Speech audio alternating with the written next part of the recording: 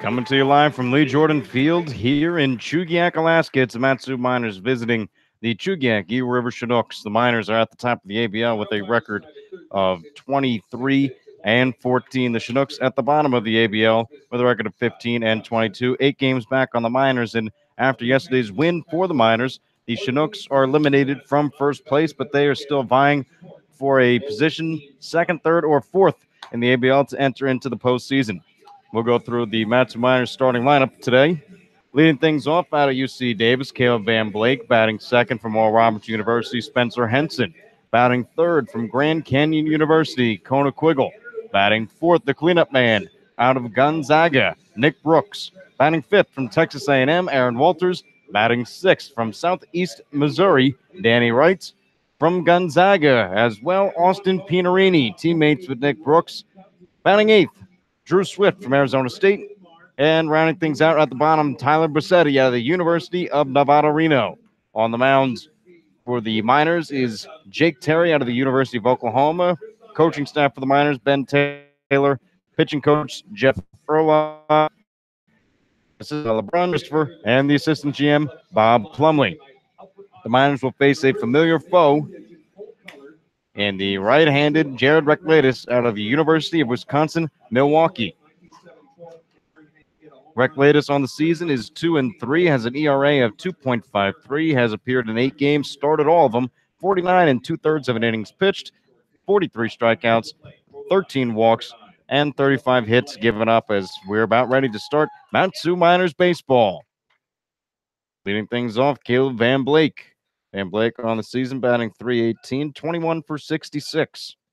Has 11 RBIs, 10 walks, struck out 6 times, and an on-base percentage of .471. First pitch from Reclatus into Van Blake is taken on the outside corner for a called strike as we are underway here at Lee Jordan Field in Chugiak, Alaska. Connor Mills, Brad Walker with you.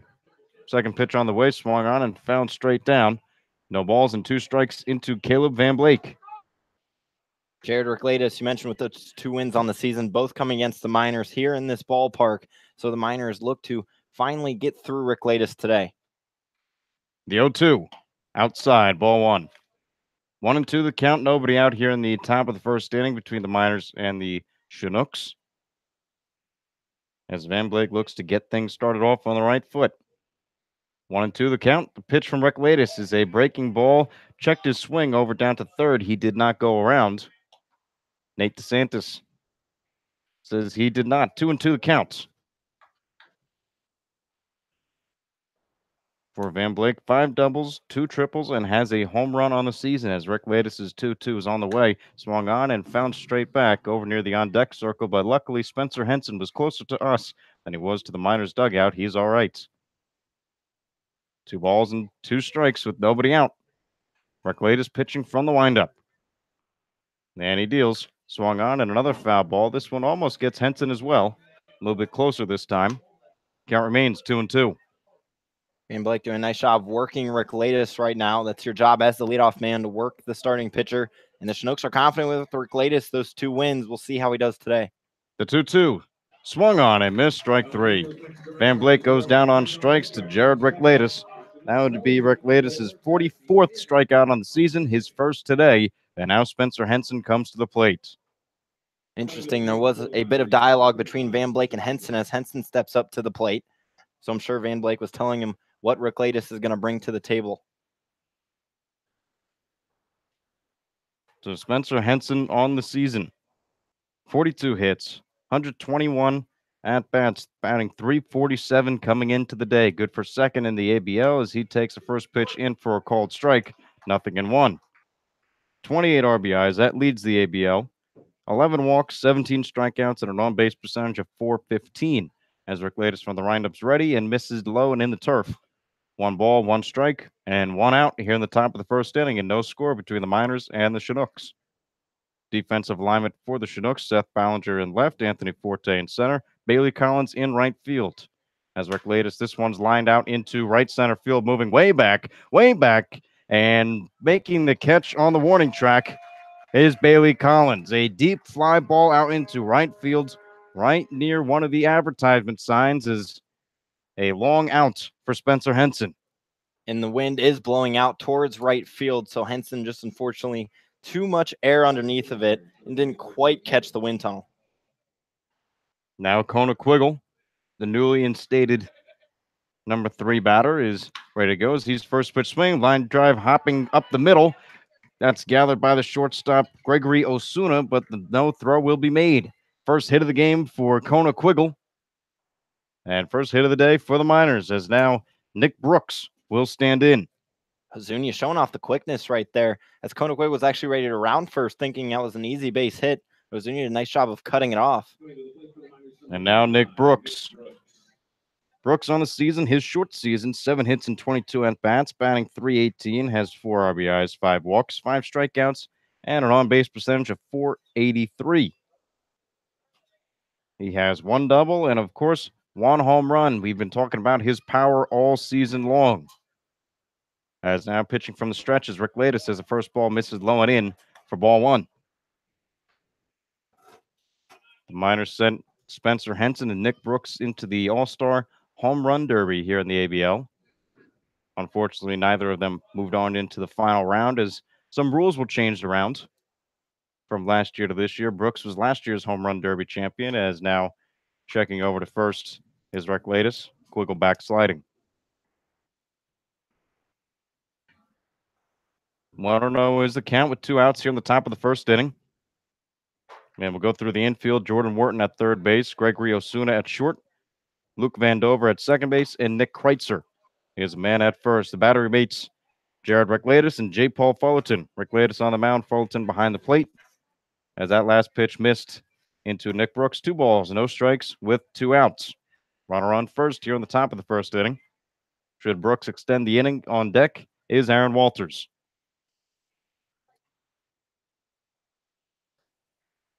Jared Reclatus from the stretch, he deals. Swung on and a bouncer over in foul territory near the Chinooks dugout. 2-1 now the count. Paul actually entered the dugout. There's a slight opening. Seems like everyone's all right, but got to be paying attention. Almost like a Wii bowling. Everybody's got to look out.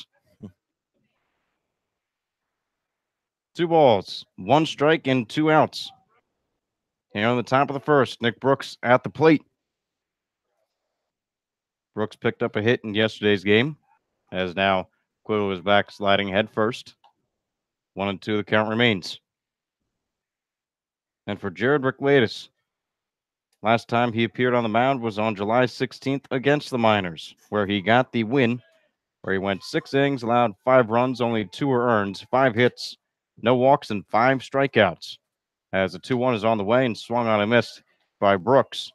2 balls and 2 strikes with 2 away here in the top of the first and a runner on first base.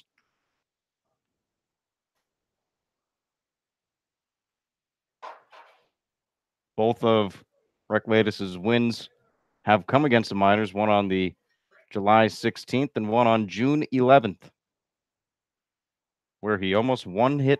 Well, he did one-hit the Miners, almost no-hit them. Braden Merritt breaking up the no-hit bid in the top of the 9th inning. 2-2 the count to Nick Brooks with 2 away here in the top of the first.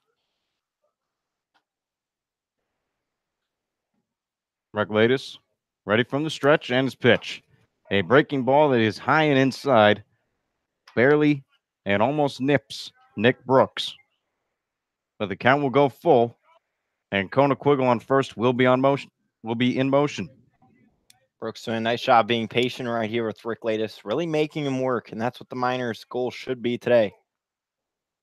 Full count. Reclatus into Brooks. The pitch swung on, lifted high in the air. Calling everybody off is the second baseman, Luke Vandover. He ranges out into the outfield to make the catch. Almost lost it in the sun, but he did not. That's the 3rd out recorded in the top of the first. Miners go down quietly here. Only a base hit from Chugiak-Eagle as the Chinooks will come to the plate for the first time today. It's the Miners nothing Chinooks coming up when we return here on Matsu Miners Baseball.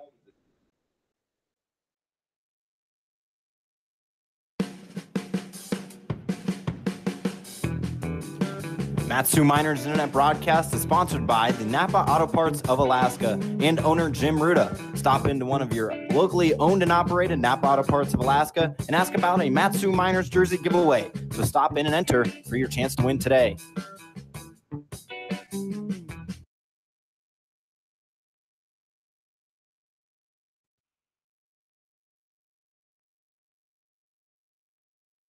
You know what really gets a party started? Indoor baseball. Yeah, just find a broom or a pool cue, and you can use like anything as a ball. Cans, bottles, shoes. Hey, bro, toss me that avocado. Most party fouls are pretty dumb, but if you decide to drink it,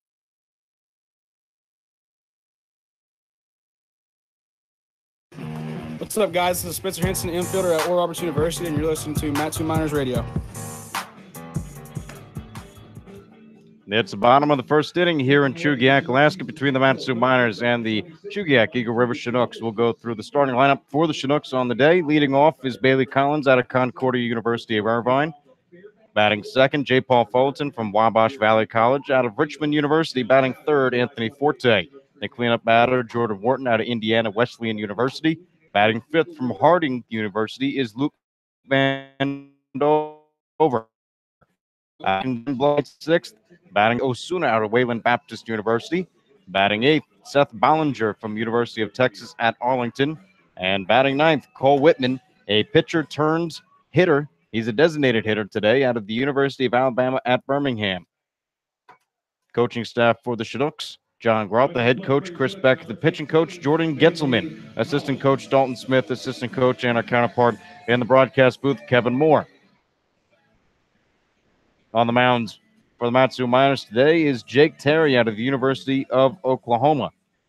And for Jake Terry on the season, 1-1 with a 4.5 ERA, 6 games, 2 started, 14 innings pitched, 14 strikeouts, 11 walks and 9 hits as the first pitch misses away for ball 1. Bailey Collins standing in at the plate. He's 36 for 138 so far on the ABL, as this one is bounced into foul territory along the right field line. That goes into the Miners bullpen, who are on their knees and just sitting down, relaxing out there, getting prepared for whatever may come.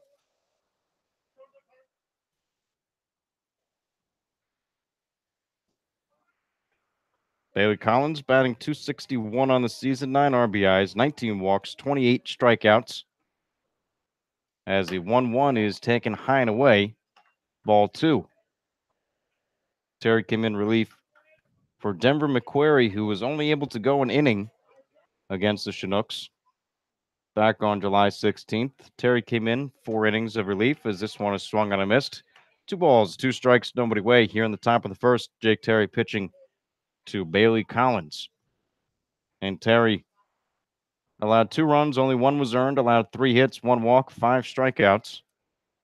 And because of his performance against him on the 16th, as this one's taken in for a called strike 3. That's the first out here in the bottom of the first. Jake Terry doing what he did the last time out. He struck out 5 and 4.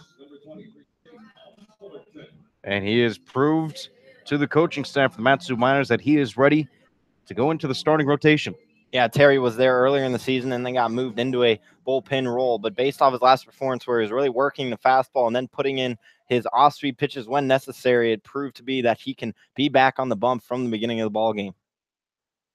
Now the first pitch into J. Paul Fulton bounces on the home plate. 1 ball, no strikes, and 1 out here in the bottom of the first inning. No score between the Miners and the Chinooks yet. Miners do have 1 hit thanks to Chugiak-Eagle's 2-out single.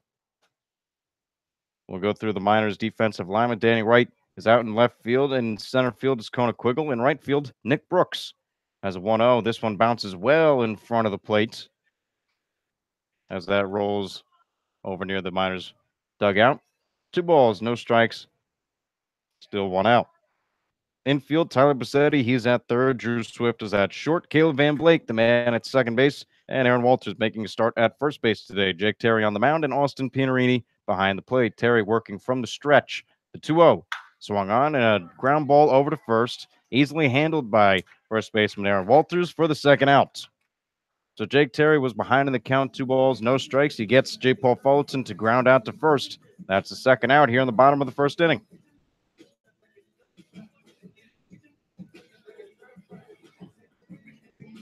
With that, Anthony Forte, left-handed batter. He comes to the plate, and for Forte, one of the better hitters, if not the best hitter, in the Chinooks lineup. Batting .286, has 30 hits and 103 at-bats. 105 at-bats. As first pitch misses low, 1 ball, no strikes. 20 RBIs, 7 walks, and 17 strikeouts. Jake Terry. The 1-0. Taken inside. 2 balls and no strikes. And for Terry, just looking to prove himself into this rotation as we near the end of the season. As a 2-0 is on the way, it bounces into the turf. 2 balls, no strikes. Check that, 3 balls and no strikes. From Jake Terry into Anthony Forte. Terry really needs to find the command of the fastball right now in this at-bat. That's his go-to pitch. It's his bread and butter, so he needs to have it if he wants to get Forte out. 3 balls, no strikes, 2 outs here in the bottom of the first inning, and no score between the Miners and the Chinooks. Terry's 3-0, taken all the way for a called strike. 3-1 now the count. Take a look at the standings in the ABL. The Matsu Miners at 23-14. The Anchorage Bucks 19-17, 3.5 back. The Peninsula Oilers 19-19, 4.5 back. Pilots are at 15-19, 6.5, as this one is swung on and fouled off right at the Miners dugout. 3-2, the count goes with 2 outs here in the bottom of the first, and we'll go back to the standings right now. The Pilots at 15-19, 6.5 back, and the Chinooks are in fifth, 15-22, 8 games back, and have been eliminated from first place. Jake Terry's 3-2, swung on, popped up, and out of play. Straight back and over the press box as a couple warning sounds are made. 3-2, the count remains into Anthony Forte. Terry, a nice job battling back after falling behind 3-0. He's starting to find command of that fastball, and be interesting to see whether he'll bring a breaker or a fastball. Terry's 3-2, high and away for ball 4. First walk on the day for either side as Anthony Forte reaches base. With that walk, Jordan Wharton will now come to the plate, and for Terry, that's his 12th walk of the season. 14 strikeouts, 12 walks. There's a strikeout to walk ratio. Yeah, and Terry needs to shake that one off. He was pitching well to the first 2 batters. Can't worry about it. Just work for that 3rd out. Jordan Wharton, the third baseman, now stands in. Wharton, 34 for 133, batting .256 on the season, has 13 RBIs, 20 walks, and has struck out 35 times as he swings through this one. 0-1. There's a runner on first base here in the bottom of the first inning. Stir-up game strong there for Jordan Wharton. The 0-1 as Forte's on the move to throw from Pinarini, a hopper just in and out of the glove of Drew Swift. The throw would not have got him anyway, as now Anthony Forte has stolen his 8th base of the season. So Forte has stolen base, a runner in scoring position now for Jordan Wharton here in the bottom of the first. Jake Terry, 1-1 the count. The pitch. High and inside for ball 2. Miners are on a little winning streak right now as they defeated the Oilers twice, once on July 18th and again on the 20th. A 6-3 win and a 7-5 win. So they look to keep it rolling here. 2-1, taken just a bit low. 3 balls and 1 strike with 2 away. Terry has already walked Anthony Forte and now is threatening to walk Jordan Wharton here in the bottom of the first inning. 3-1 the count.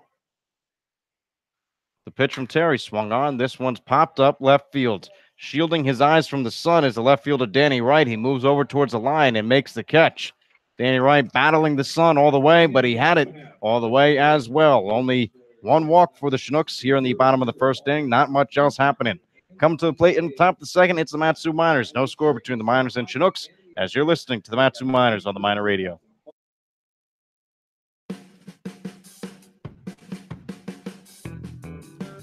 Matsu Miners Internet broadcast is sponsored by the Napa Auto Parts of Alaska and owner Jim Ruda. Stop into one of your locally owned and operated Napa Auto Parts of Alaska and ask about a Matsu Miners jersey giveaway. So stop in and enter for your chance to win today.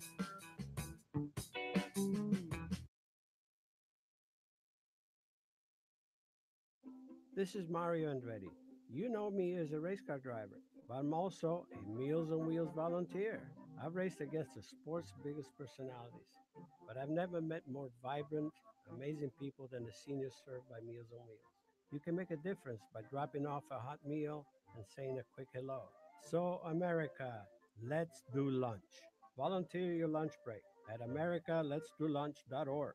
This message brought to you by Meals on Wheels America and the Ad Council.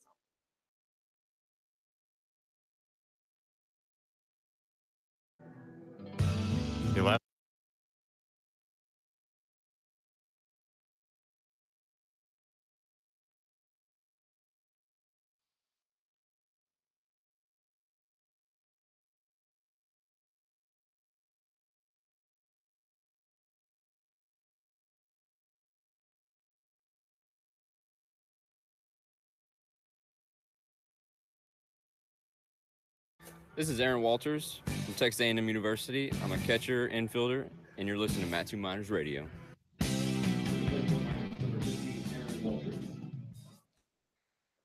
Aaron Walters will lead things off here in the top of the second inning as the first pitch from Jared Reclatus is taken inside for ball one. Aaron Walters having himself a bit of a season.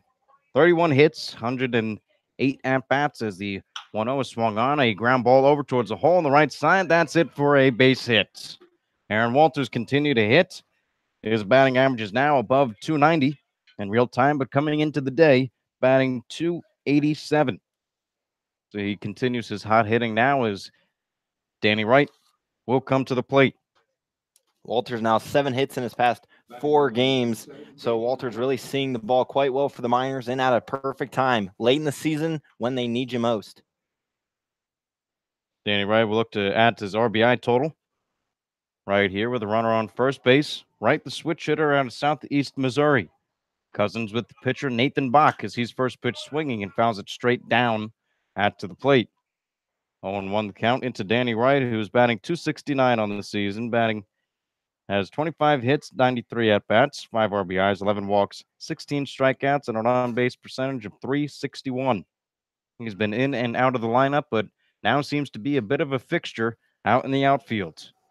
As Reclatus checks over to Aaron Walters, who's backsliding. Yeah, Danny really working his way back into this Miners lineup. He's done quite a nice job sort of shaking off a rough stretch in the middle of the season. 0-1 the count to Danny Wright. Reclatus pitching from the stretch he deals just outside for ball one. 1-1 the count. Nobody out here in the top of the second inning and no score between the Miners and Chinooks. Miners will see Chugiak at home tomorrow for a doubleheader. Not once, but twice. As a 1-1 swung on. This one's poked out into left field. Moving back is Seth Ballinger, who makes the catch backtracking. As now the ball is thrown in, Walters will have to go back to first. Danny Wright gave it a poke, just not over the head of Seth Ballinger. And now at the plate, Austin Pinarini. Pinarini's had some rest over the past couple days, but is now back in the lineup. As Pinarini batting .267, 27 hits, 101 at-bats. The lefty from Gonzaga. First pitch in, swinging, bouncing ball over towards the hole, ranging over is second baseman Luke Mandover, who makes the easy play to first. Moving over from first to second is Aaron Walters, but that's the second out here in the top of the second inning. And now Drew Swift with a runner in scoring position looking to add to his RBI total. Has 13 on the season.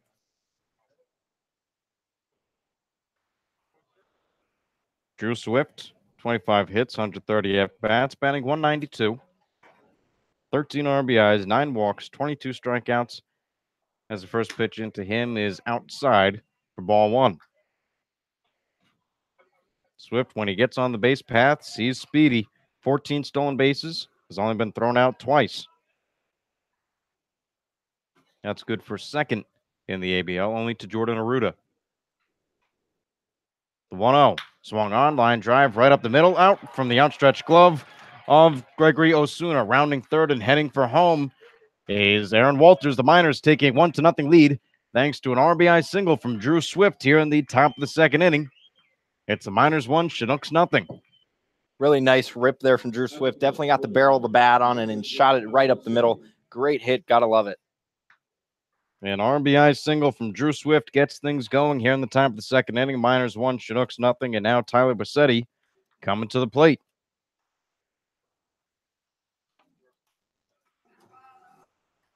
Bassetti in yesterday's game hit his second home run of the season, as now Swift is checked on at first. So Drew Swift, his 14th RBI of the season, the first run scored here in Chugiak. Jared McLeod is from the stretch. Drew Swift, a little bit of a hesitant jump, and he is thrown out. A nice throw from J. Paul Fullerton. Swift hesitated moving from first to second, not sure why. He went anyway and was thrown out by Fullerton. A 2-6 putout on the caught stealing. So the Miners get one run here in the top of the second inning, thanks to Drew Swift, an RBI single.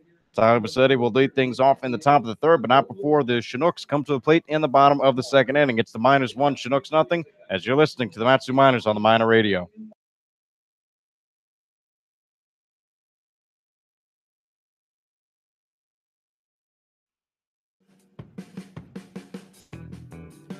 Matsu Miners Internet Broadcast is sponsored by the Napa Auto Parts of Alaska and owner Jim Ruda. Stop into one of your locally owned and operated Napa Auto Parts of Alaska and ask about a Matsu Miners jersey giveaway. So stop in and enter for your chance to win today.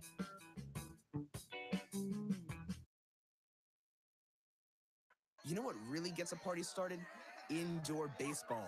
Yeah, just find a broom or a pool cue, and you can use like anything as a ball. Cans, bottles, shoes. Hey, bro, toss me that avocado. Most party fouls are pretty dumb, but if you decide to drink and drive underage, you could lose your license and your freedom. Underage drinking and driving, the ultimate party foul. Learn more at ultimatepartyfoul.org. Brought to you by the National Highway Traffic Safety Administration and the Ad Council. Hey, I'm Tyler Bassetti. I'm from Nevada, Reno, and you're listening to Matsu Miners Baseball. 1-0 Matsu Miners here in the bottom of the second inning. Jake Terry, the star of this game, is remaining on the mound. And now come to the plate is Luke Vandover batting in from the right side. It will be Luke Vandover, found by Nick Kreitzer, and Gregory Osuna in the bottom of the second. Terry now working with a lead. It's 1-0 Matsu as his first pitch hits the inside corner for strike one.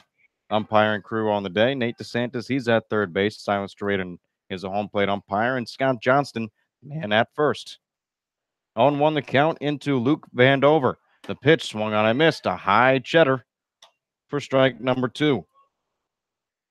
Vandover batting .248, 28 hits, 113 at-bats. As he's down in the count, no balls and 2 strikes.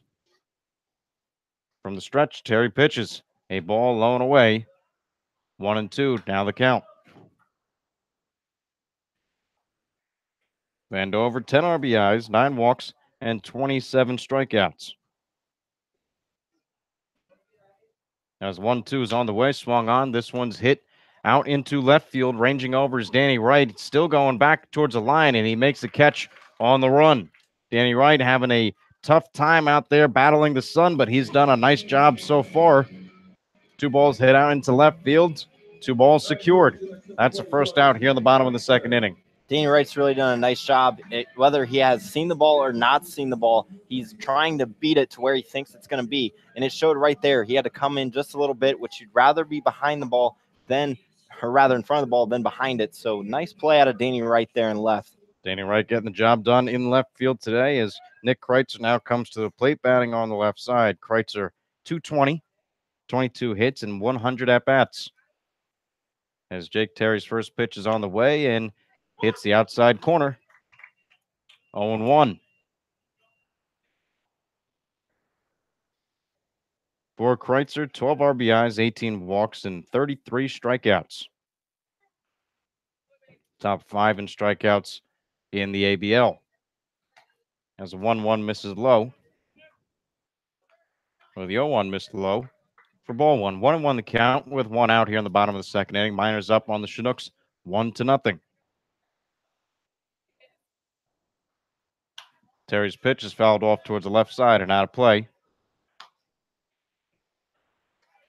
1 ball, 2 strikes with 1 away.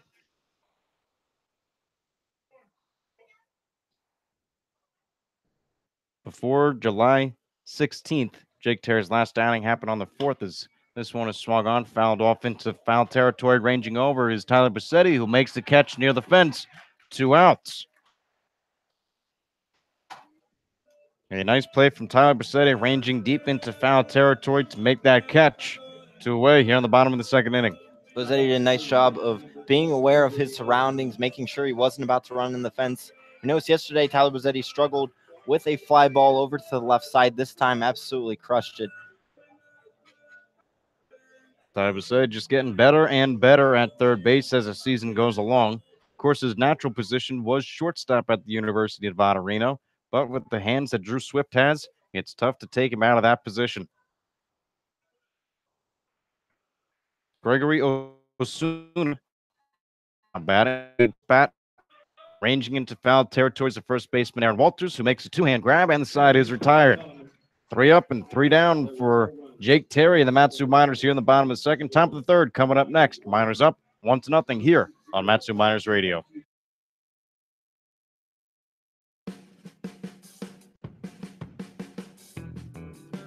Matsu Miners Internet broadcast is sponsored by the Napa Auto Parts of Alaska and owner Jim Ruda. Stop into one of your locally owned and operated Napa Auto Parts of Alaska and ask about a Matsu Miners jersey giveaway. So stop in and enter for your chance to win today.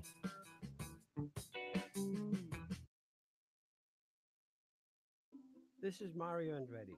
You know me as a race car driver, but I'm also a Meals on Wheels volunteer.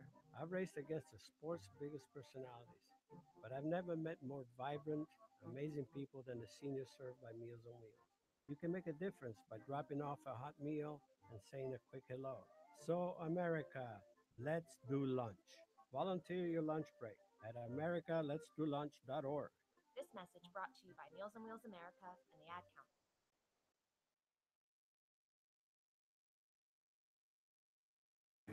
This is Chugiak-Eagle, outfield infield from Grand Canyon University, and you're listening to Matsu Miners Radio. Thank you so much. Top of the third inning, Matsu Miners come to the plate. It will be Tyler Bassetti leading things off. Bassetti will be found by the top of the Miners order. To end the top of the second inning, Drew Swift was caught stealing only his 3rd time on the season, as Bassetti has another life here at the plate. Bassetti, Van Blake, and Henson all due up. And for Tyler, batting .252, 29 hits, 115 at-bats, 12 RBIs, 15 walks, and 42 strikeouts as he swings and taps this one over towards third base. Third baseman Wharton makes a play for out number 1. 5-3 put out in the books if you're doing it at home for the first out here on the top of the third. But Caleb Van Blake now at the plate.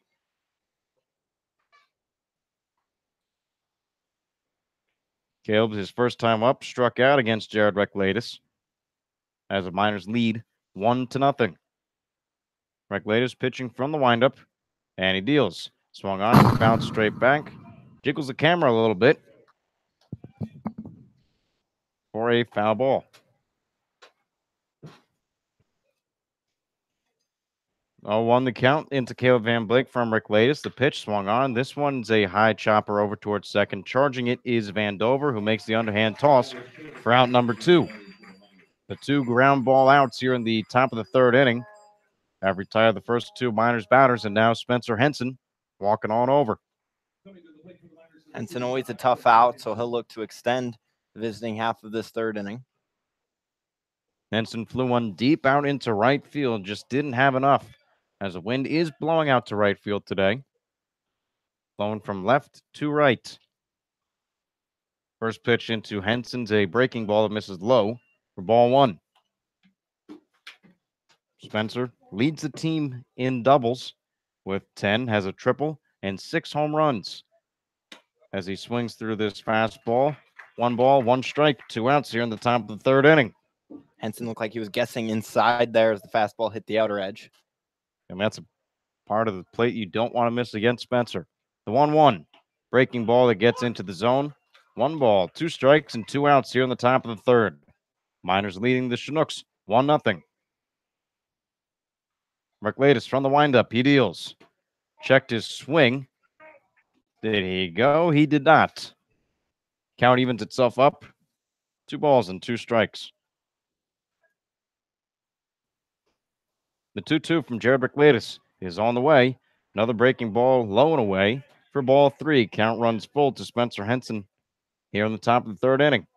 Got Henson to swing at an outside pitch, so he tried to do the same thing right there with the breaking ball. 3-2 the count. Merklatis' pitch is taken for ball 4. A close pitch.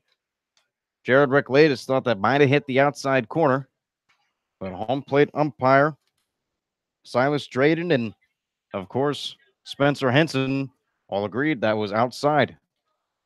So it's a 2-out walk, the first walk of the day for Merklatis.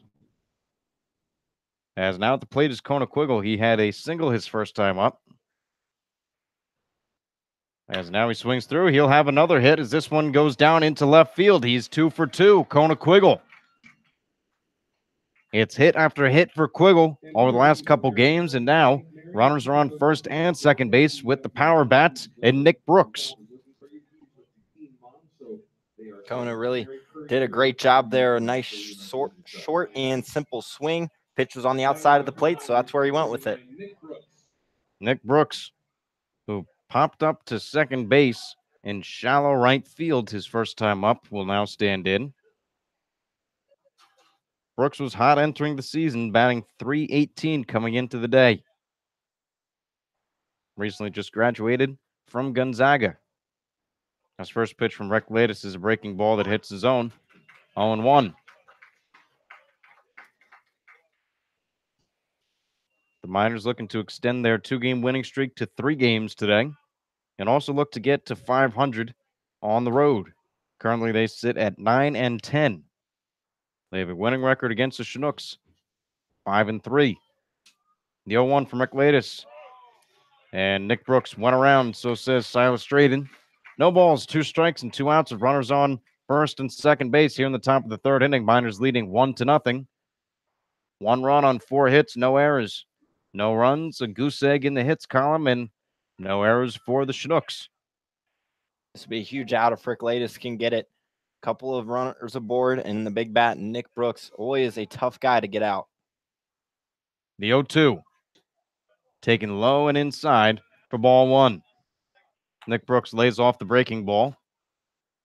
And should he reach base, Aaron Walters is on deck.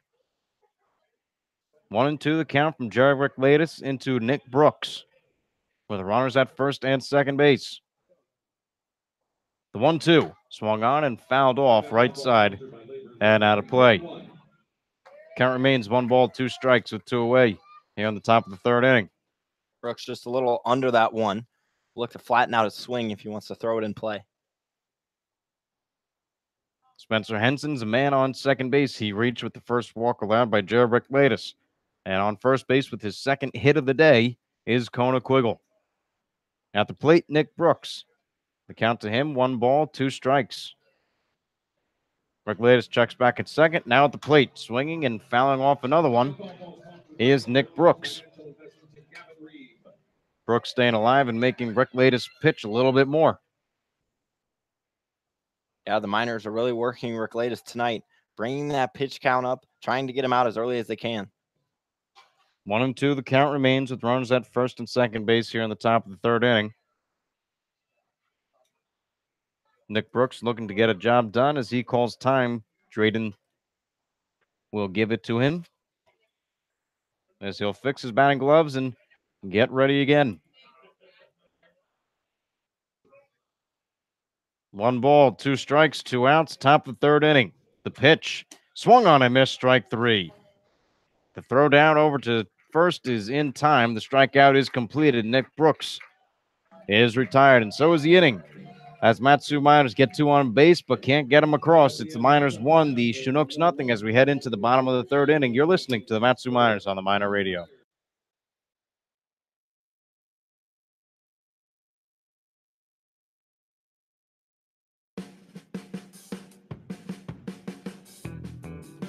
Matsu Miners Internet broadcast is sponsored by the Napa Auto Parts of Alaska and owner Jim Ruda. Stop into one of your locally owned and operated Napa Auto Parts of Alaska and ask about a Matsu Miners jersey giveaway. So stop in and enter for your chance to win today.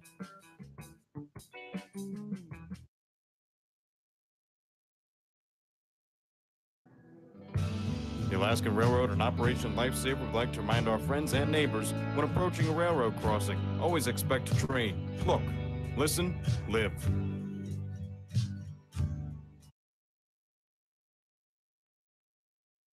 This is Mario Andretti. You know me as a race car driver, but I'm also a Meals on Wheels volunteer. I've raced against the sport's biggest personality. It's Josh Hatcher here, infield outfield from Mississippi State University, and you're listening to Matsu Miners Radio. Bottom of the third inning, Miners have a 1-0 lead. Jake Terry is looking to keep cruising through this game. He sat down the Chinooks 1-2-3 in the bottom of the second inning, and will face Seth Ballinger, Cole Whitman, and Bailey Collins to begin things here in the bottom of the third. Seth Ballinger leading things off. He has 16 hits and 99 at-bats, good for a 167 average. 8 RBIs, 17 walks, and struck out 28 times. The lefty is in the box. First pitch from Terry is swinging, and he snow cones it. Jake Terry looking to recover. The lollipop throw to first is not in time.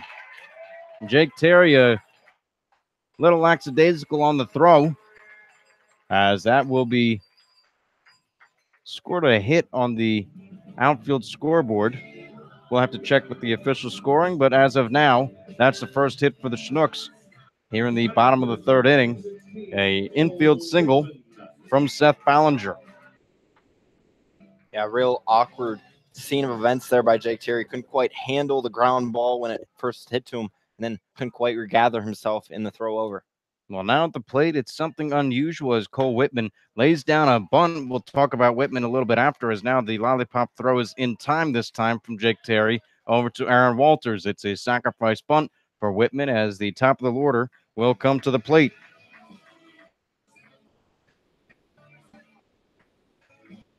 Ballinger moves from first to second, and just a little bit more on Cole Whitman, normally a pitcher for this Chinook staff, and unfortunately due to errors, a pitcher now has to hit. They had a pitcher's hitting contest, and Cole Whitman won out.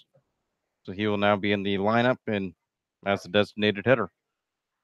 But he was retired on a 1-3 putout from Terry over to first base, and now Bailey Collins, the top of the order, will stand in. The first pitch into lefty is low for ball one.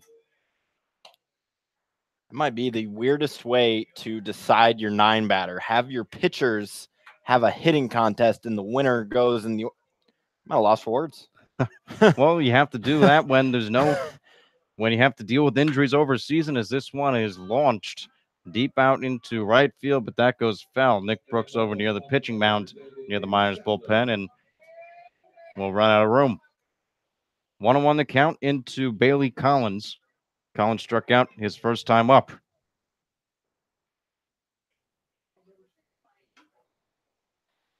Jake Terry getting some words from Arizona State shortstop Drew Swift, as we've seen Swift do so many times before. 1-1 the count to Bailey Collins with 1 out and a runner on second base. Miners lead 1-0, as that would be the tying run as a pitch into Bailey Collins is swung on and poked out into center field. Ranging under it is Chugiak-Eagle, who makes the call and the catch. 2 outs here in the bottom of the third inning. Miners retain their 1-0 lead and will now have to face J. Paul Fullerton at the plate. Fullerton grounded out to third his first time up. Terry did a nice job regathering himself after that tough first batter and really shaking it off and pitching to guys like the way he can. Terry asked for a new ball, just a little change, didn't like the way it felt. We're about ready to start this at bat. Fullerton grounded out to first. In his only at bat, this is the second time to the plate. He will have a runner in scoring position in Seth Ballinger. Jake Terry looks back, now at the plate. He deals. Swung on and found straight back. It sounded like it hit a little skin on catcher Austin Pianarini, but he appears all right. Just rub some dirt on it.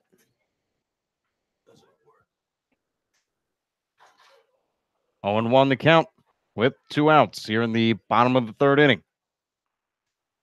Jake Terry pitching to J. Paul Fullerton.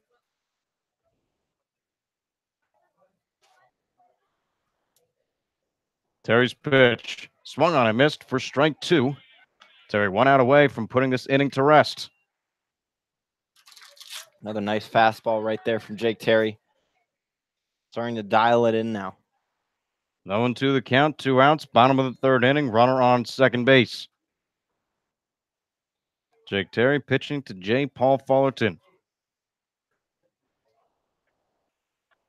Terry steps on the rubber, looks in to get a sign from Austin Pianarini. And now is ready to go.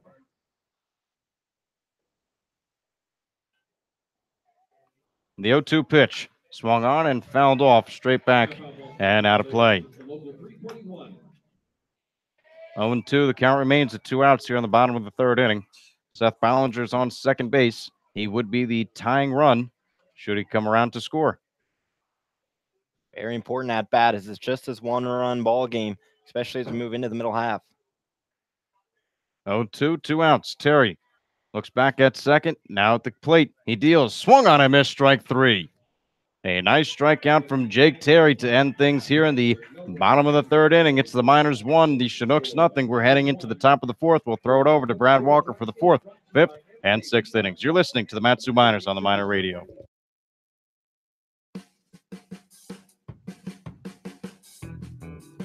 Matsu Miners Internet broadcast is sponsored by the Napa Auto Parts of Alaska and owner Jim Ruda. Stop into one of your locally owned and operated Napa Auto Parts of Alaska and ask about a Matsu Miners jersey giveaway. So stop in and enter for your chance to win today.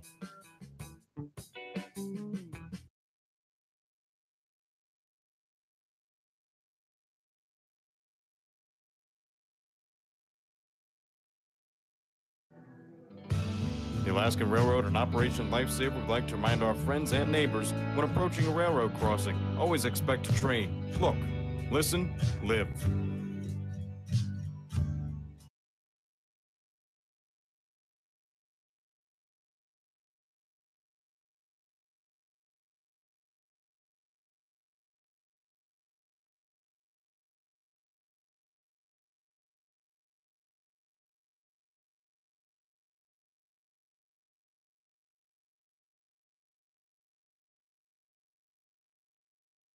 Hi guys, Drew Swift, infielder from Arizona State University, and you're listening to Matsu Miners Radio. Welcome back into the 4th inning here at Lee Jordan Field. This matchup between the Matsu Miners and the Chugiak-Eagle River Chinooks. The Miners currently lead the Chinooks 1-0, as they also currently lead. They've already clinched the season series, or rather, not necessarily clinched. They only lead the season series 5-3. All 3 of those losses have come here at Lee Jordan Field, so they're trying to overcome that mark today. Aaron Walters, Danny Wright, and Austin Pianarini will get things going here in the 4th inning. Aaron Walters 1 for 1 today with a single. Back in the 2nd inning, he came around to score the game's only run. So Walters now 7 hits in his past 4 games, really seeing the ball quite nicely. Rick Latus still on the mound for the Chinooks. His first pitch misses outside. The count goes to 1-0. Rick Latus is dealing pretty well here today, only allowing that 1 run in 3 innings of work, as he's seen and pitched against the Miners quite well. So the 1-0 into Walters has him swinging through. The count goes to 1-1 with nobody out here in the top of the 4th inning. So Walters, who hasn't been seeing the Chinooks that well, now only 3 of 19, trying to change that around as he takes a hefty cut at the high and outside fastball. So the count goes to 1 ball and 2 strikes. Walters 17 strikeouts on the season. So Rick Latus looking for his 2nd tonight. He's ahead in the count 1-2. His pitch. Walters swings and misses on the breaking ball in the turf. So he goes down swinging. as Rickletus now with 3 strikeouts in the first out here in the top of the 4th inning. Just a nice sequence of pitching from Jared Rickletus, keeping Aaron Walters guessing at the plate. Rickletus now 46 strikeouts on the season. That's good for top 5 in the Alaska Baseball League. So he's definitely been dominant, striking guys out. Let's see if he can finish the job and his team can put some runs on the board for him as they currently trail 1-0. His first pitch into Danny Wright misses around the toes. So count goes to 1-0. Danny Wright had a nice shot into left field, but unfortunately, Seth Bollinger was standing right there and made the catch. So he's 0 for 1 tonight. As the 1-0 to Danny Wright, this misses inside around his belt buckle. So the count goes to 2 balls and no strikes. Danny Wright had his first RBI last night since June 10th, as he started the season 4 RBIs in the first 4 games, but his first one coming in that time span last night. He bounces one foul over to the right side. The count sits at 2-1 with 1 out here in the top of the 4th inning. The Miners lead 1-0 as they put across a run in the 2nd inning and have yet to score since. So Rickletus winds and deals his pitch. Danny Wright tapping it over to second base. Luke Vandover makes the play over to first just in time for out number 2. Austin Pinarini now to the dish with 2 outs here in the top of the 4th inning. Pino grounded to second in his first at-bat to go down 0-1. So he stands in with 2 outs. He is now 5 of 16 against the Chinooks on the season. Has driven across 4 RBIs as he's tied for the 3rd best RBI man in the ABL with 21 on the season. First pitch to Pinarini. That's a high chopper over to first base. Kreitzer takes a step back and then tosses it over to Rickletus, who is covering first for out number 3. So the Miners go down in order for the first time tonight here in the top of the 4th inning. They still lead the Chinooks 1-0 on Matsu Miners Radio.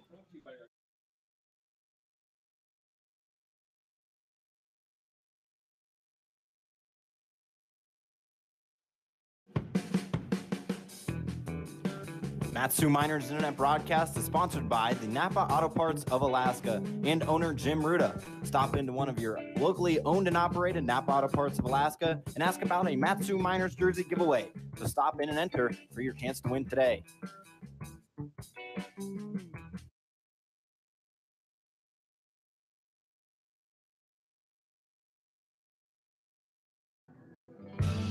Alaska Railroad and Operation Lifesaver would like to remind our friends and neighbors when approaching a railroad crossing, always expect a train. Look, listen, live.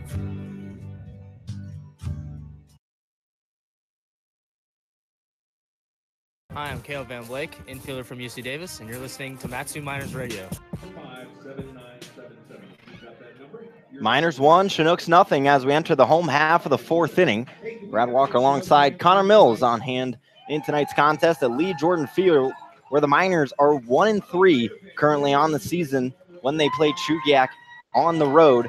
So they look for their 2nd win, and this is the final game that they'll travel Lee Jordan Field, at least in the regular season, as Jake Terry toes the rubber for his 4th inning of work. He'll be facing Anthony Forte, Jordan Warden, and Luke Vandover, the heart of the Chinooks order. Terry's been good tonight, has only allowed that 1 hit, which happened last inning.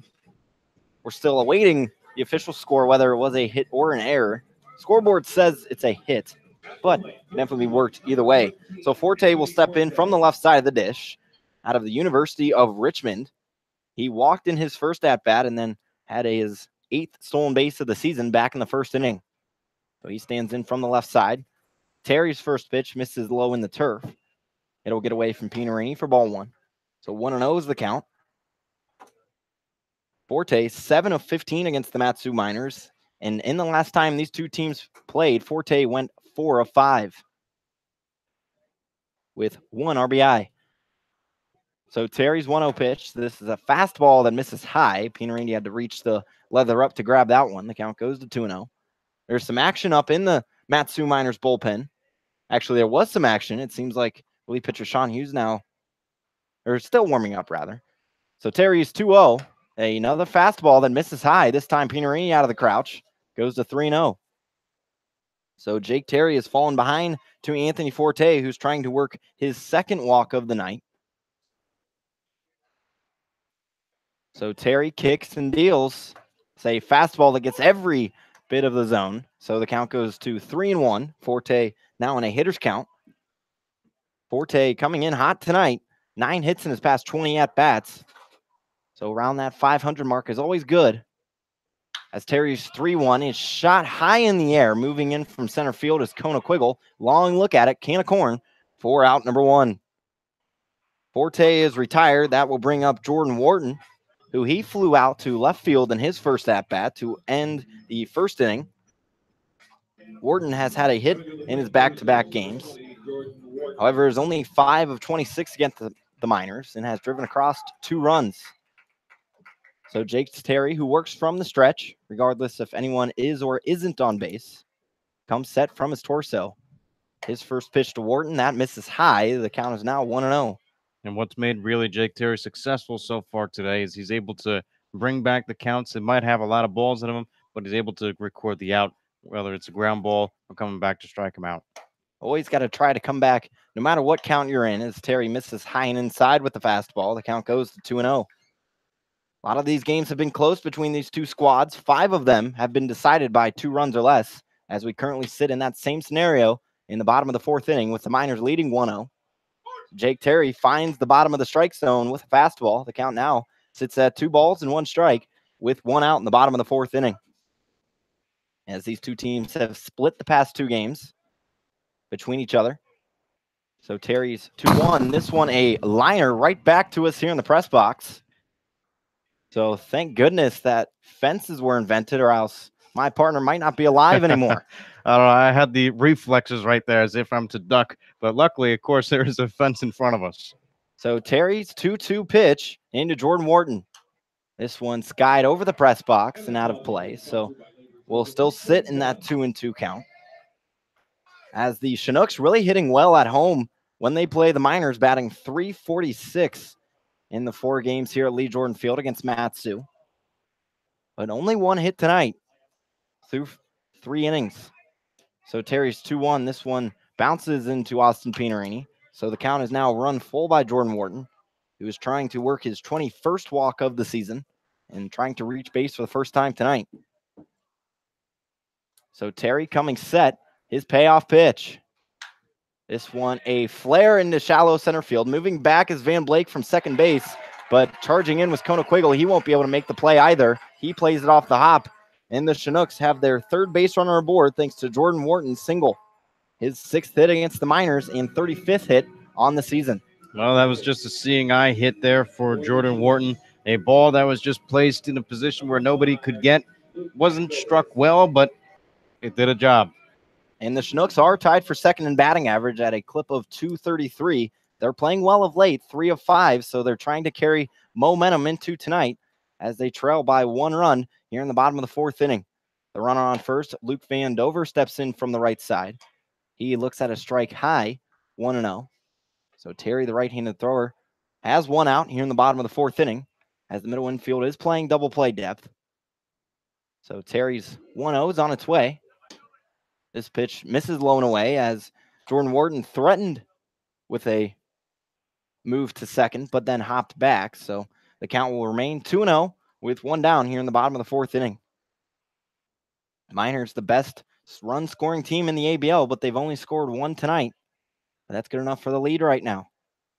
Terry's 2-0. This one a liner to Drew Swift, just out of his outstretched glove. It'll head into left field. So the Chinooks, with back-to-back base hits, have runners on first and second here in the bottom of the 4th inning. The go-ahead run being on first base as they trail 1-0 to the Matsu Miners.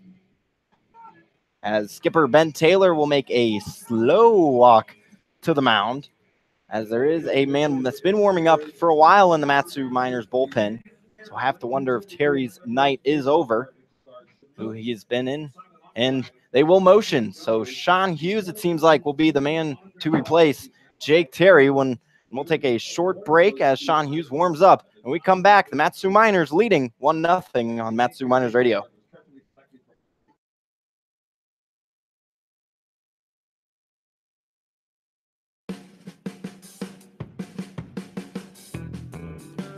Matsu Miners Internet broadcast is sponsored by the Napa Auto Parts of Alaska and owner Jim Ruda. Stop into one of your locally owned and operated Napa Auto Parts of Alaska and ask about a Matsu Miners jersey giveaway. So stop in and enter for your chance to win today.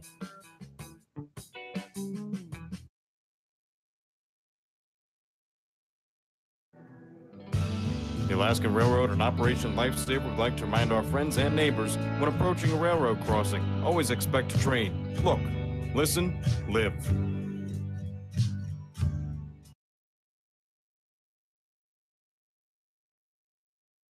You know what really gets a party started?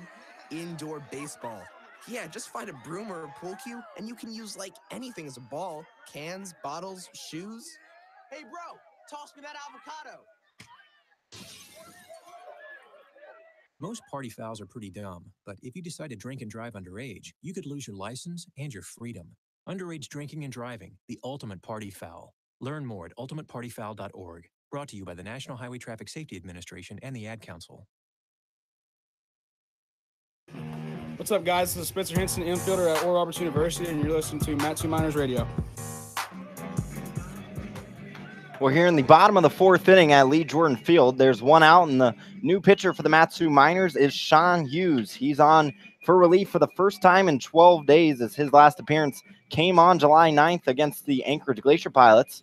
He won an inning of scoreless relief in that appearance, and on the season, Sean has appeared in 11 games and 11 in a third innings pitched, has a 4.7 ERA, has gathered up a runner and walked 12. So he comes on with runners on first and second that are Jake Terry's responsibility. His stat line is 3 1/3 inning pitched, 3 hits, no runs allowed yet, but we mentioned those 2 runners on are his, and walked 1 and struck out 2 tonight. So Jake Terry's night is over, and it's going to be a bullpen kind of night for the Matsu Miners, as they have relied very heavily on the bullpen all season long. And throughout the season, this bullpen has gathered up an ERA around 2. So they've definitely been very reliable. First batter Sean Hughes will face is left-handed hitting Nick Kreitzer.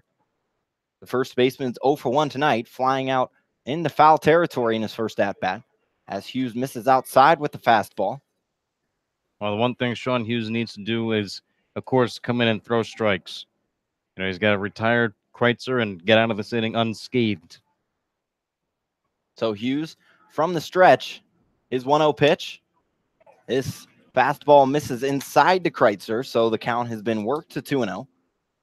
And Hughes did allow runs in his first 2 of 3 appearances, but in the 7 of 8 since has not allowed a run. So starting to turn things around is Sean Hughes out of Boston College. But currently he is behind in the count 2-0. It's a breaking ball that was left high and away, so the count goes to 3-0 on Nick Kreitzer. If he walks Kreitzer, the bases will be loaded with only 1 out for Gregory Ozunia. So Hughes will look to deliver a strike, as the Chinooks have gathered back-to-back hits. He comes set from his waist, his pitch. His fastball finds the zone, so the count moves to 3-1. Kreitzer has drawn 18 walks this season, but has struck out 32 times. So Hughes gets his sign, peeks at second, now motions to the plate. Kreitzer swinging. He'll foul it out of play to the left side, and Sean Hughes has worked it back to a full count with 1 out here in the bottom of the 4th inning. Kreitzer, with 12 RBIs on the season, does have 1 against the Miners, as last night was his 7th multi-hit game of the season, has yet to have 1 yet tonight. So Sean Hughes' 3-2 pitch is on the way. Fastball just misses on the lower outside portion. So Nick Kreitzer will take his base, and all ducks are on the pond for the Chugiak-Eagle River Chinooks. Well, you never want to bring in a relief pitcher, and the first thing he does is walk a guy. But Hughes, he's tough. He's been in this situation before. He can bounce back from it. Hughes has definitely come in many a times. You hate to say it, but has walked that first batter, but has managed to get out of it. So the corners will come in. The middle of the infield will play double play depth. Outfield still playing straight away as Gregory Ozunia stands in from the right side of the plate. So righty on righty matchup. First pitch to Ozuna is flied out of play for a strike. 0-1.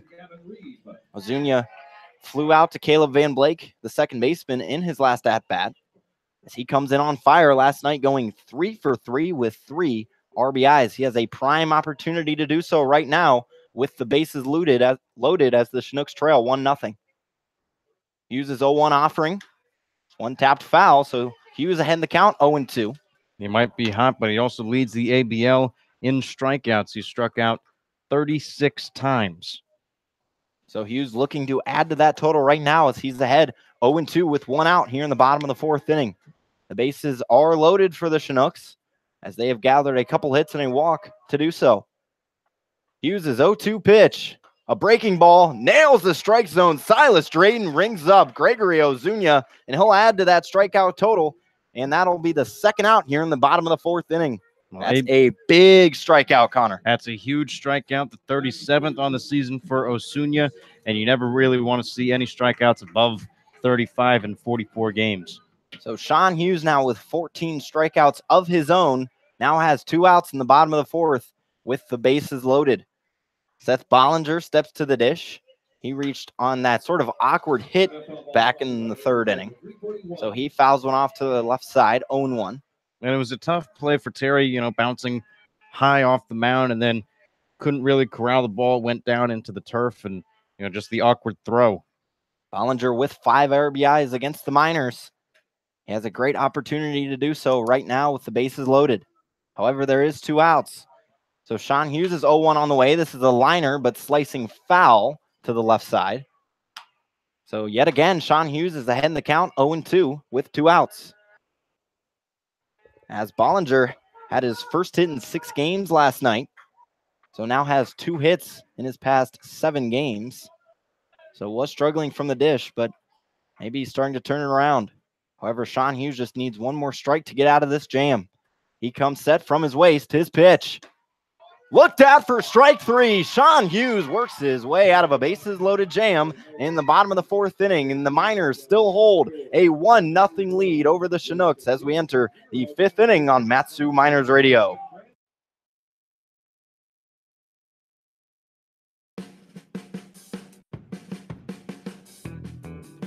Matsu Miners Internet broadcast is sponsored by the Napa Auto Parts of Alaska and owner Jim Ruda. Stop into one of your locally owned and operated Napa Auto Parts of Alaska and ask about a Matsu Miners jersey giveaway. So stop in and enter for your chance to win today.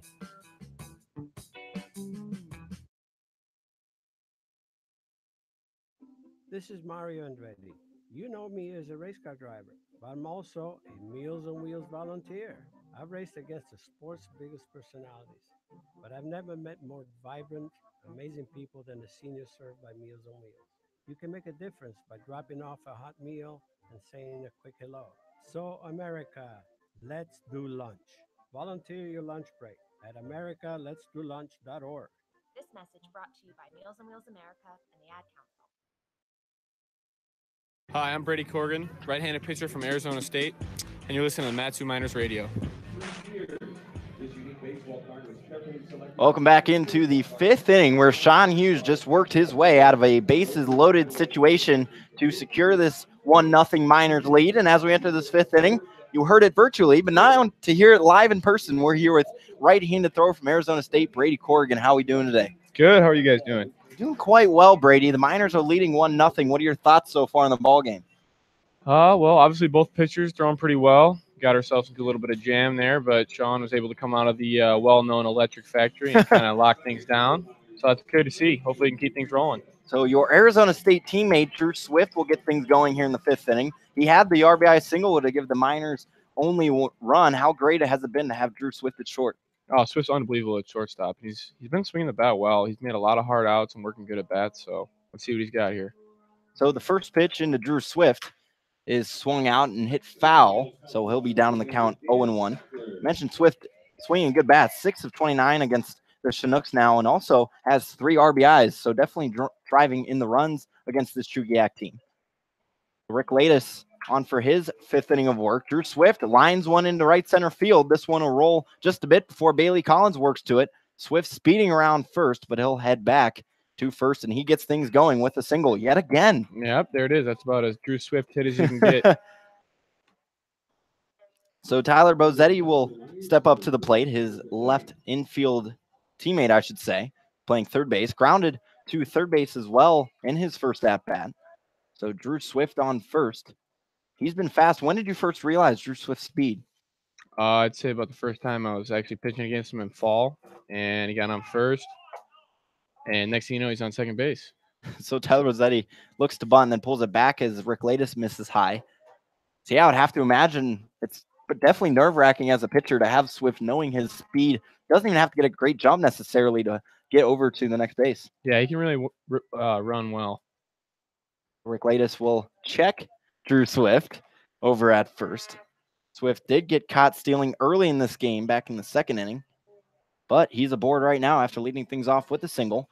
Miners with a short lead, 1-0, and Rick Latus is going to check him yet again. Now, is this a nerve thing from Rick Latus, or is it just trying to keep Swift within range? I'm not sure. The batter tried to bunt, so he might just be trying to mess things up there, but we'll see what we do here. Rick Latus is 1-0. Bozetti bunts it down the third base line. Charging in is Wharton. His throw to first is in time, so Tyler Bozetti executes the sac bunt to perfection, and Drew Swift now stands on scoring position with only one out.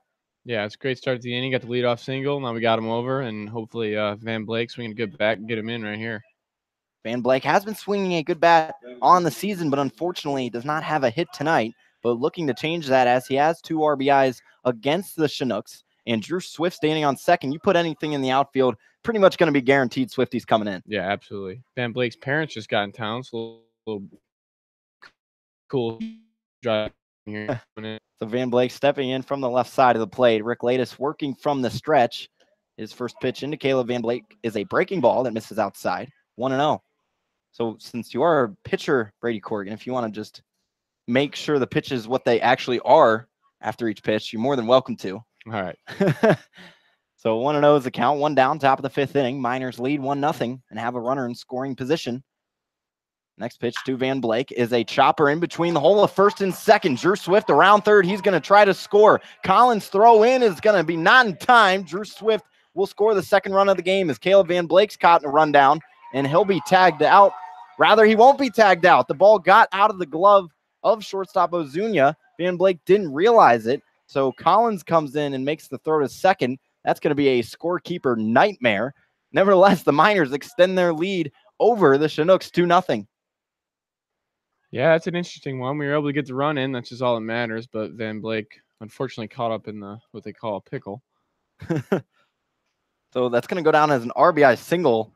And then a lot of numbers to be thrown at you right there. But basically the grand scheme of things is Caleb Van Blake was tagged out in between first and second for out number 1, but does have his 3rd RBI against the Chinooks and 11th of the season. And talk about a big bat, Brady. Spencer coming to the dish. He's been pretty clutch for you guys. Yeah, he's swinging the bat tremendous. Seems like every time we need that breakthrough hit, he happens to be coming up, and most times gets the job done.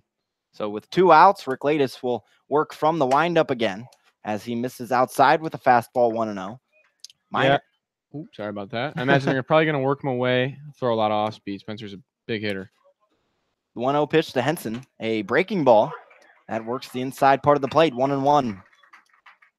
2 down, top of the 5th inning. Miners just adding to their lead. They now lead 2-0 as they've scored 178 runs on the season, which is good for first in the ABL. Henson shoots one just over the outstretched glove of Ozuna and into left field, so he'll keep this visiting half of the 5th inning going with a single. Now his 10th hit against the Chinooks and 43rd on the season. Yeah, our hitters are really starting to see this guy well now. They've probably faced him 8, 9 times, 10 times now. The 3rd straight start this guy's made, so I feel for the pitcher right now. So it's definitely tough, I would imagine, trying to work your pitches differently when seeing these guys. You mentioned 9th, 10th time around. Yeah. As Quiggle steps to the dish from the left side, he hits one out into left field. Forte moving in. He'll make the catch for out number 3 to end the top half of the 5th inning, but not before the Miners drive in the second run of the game thanks to that bat of Caleb Van Blake. They now lead the Chinooks 2-0 as we enter the bottom of the 5th inning, but we're going to talk through this break because we have a special guest in Brady Corrigan. So Brady leading 2-0 right now. Your Miners 178 total runs on the season. How good does that feel to have an offense like that? Oh, it's awesome, especially when a lot of times we come out and we'll score real early. So you go out, you throw up a 0 for them, and they come and put 2-3 runs on the board for you. You can kind of go out with a little bit of a different mindset, where it's just let them put the ball in play and get our guys back hitting. So that's awesome to have. Mentioned scoring early. You guys have now scored 27 times in the first 3 innings. How key is that? I know you've been a starter all season. You're going to make a start on Monday. How good does it feel to be sitting in the dugout and then heading out to the bump with a lead? Oh, it's awesome. Like I said, you can kind of not relax, but kind of approach it a little bit differently. You got a little bit of a cushion, and that's just definitely nice to have. Takes a little pressure off your shoulders. So Sean Hughes right now on the mound. I know you lived with him for a few weeks. What's Sean like sort of outside of baseball? Sean, he's a great guy. He definitely won't go along without talking, to say that. And he loves to sing his country music. Big country music fan in the vans prior to the game when we're coming on the road. We like to listen to a lot of Toby Keith, and I'm yet to find a song that Sean doesn't know every word to. So that's a little fun fact on Sean Hughes. But no, overall, he's an awesome guy. And how fun are those bus rides on the way to road games when you guys start bumping the Toby Keith? Well, I'm sure you can speak for yourself, but I have a good time. We got Brad and Connor in the van with us as well, so it's a good time. Oh, yeah, definitely a blast. As Cole Whitman will stand into the dish. What do you think of that? The pitchers hitting contest to decide who's going to be the DH. I'm sure the pitchers were thrilled. That's pretty cool. I don't know how the other position players are feeling. So we mentioned Sean Hughes is on the mound to work the bottom of the 5th inning as he got the final 2 outs in the bottom of the 4th inning. Both strikeouts as he misses low with fastball 1-0. Cole Whitman had a sac bunt back in the 3rd inning, in which the Chinooks were unable to get that run across. So Hughes is 1-0. Breaking ball that misses, or rather hits the lower inside corner. So the count is now tied 1-1. This is Whitman's 2nd game at the dish. In his 1st game, he went 1 for 4, had an RBI, but had 3 strikeouts. So Hughes kicks and deals. Whitman swinging through. The count is 1-2. Brady, did you do much hitting in high school or your prep days? I did a little bit in high school, played first base, hit a little bit. Never much of a hitter, but I had an all right glove, so I always found my way in there. So Hughes is 1-2. Swung on and missed by Cole Whitman. Sean Hughes has now retired 3 Chinooks in a row via the strikeout. This is the first strikeout that the Chinooks go down swinging, and that'll bring the top of the Chinooks lineup in Bailey Collins to the dish. Yeah, Hughes really throwing the ball well, working his fastball, and he's got a really, really nice breaking ball to go along with that. That pitcher was definitely not ready for that breaking ball. So now the Miners as a team with 281 strikeouts. That you guys came in tonight 3rd in the ABL, as Hughes' first pitch misses high with a breaking ball 1-0. To Bailey Collins, he's 0 for 2 tonight, now 5 of 28 against the Miners. After flying out back in the 3rd inning. Hughes kicks and deals another breaker in there for a strike, 1-1. Hughes really bringing back counts with that breaking ball tonight. So he comes set from his waist. 1-1 offering. It's a fastball that misses outside. The count now moves to 2-1. Collins, however, in the past 2 days came into tonight 6 hits and 9 at-bats with 2 doubles. So starting to see the ball well of late. As Hughes' 2-1. This nails the outside corner to the left-handed hitting Collins. He's now tied in the count 2-2. Yeah, I'm sure the Miners coaching staff's really looking to get 1, 2, maybe 3 innings out of Hughes as turn into more of a bullpen night here for the Miners. This 2-2 is fouled right back into the cage here in front of the press box. So the count will stay at 2-2. Collins has struck out 29 times this season, as he did have a strikeout back in the 1st inning. So Hughes looking for his 4th strikeout of the night. Comes set his 2-2 pitch. Looked at for strike 3 on the outside corner. Sean Hughes has come in the game, and his first 4 outs are all strikeouts. What's been the key to that success, Brady? I think it's definitely locating that fastball down and away. Guys that really swung a miss or are taking it, actually, and then he comes in with that hard breaking ball when they're least expecting it. He's getting a lot of swing and misses. Sean Hughes, 17 strikeouts now on this summer campaign in the ABL, as he has 2 outs now in the bottom of the 5th inning. The Miners holding a 2-0 lead after scoring in the top of the 5th. He gets J. Paul Fullerton swinging through a first pitch. So 0-1 is the count to the catcher. who is 0 for 2 tonight. That's from the left side out of UAB, who also came pretty hot tonight. 4 of 8 in his past 2 games.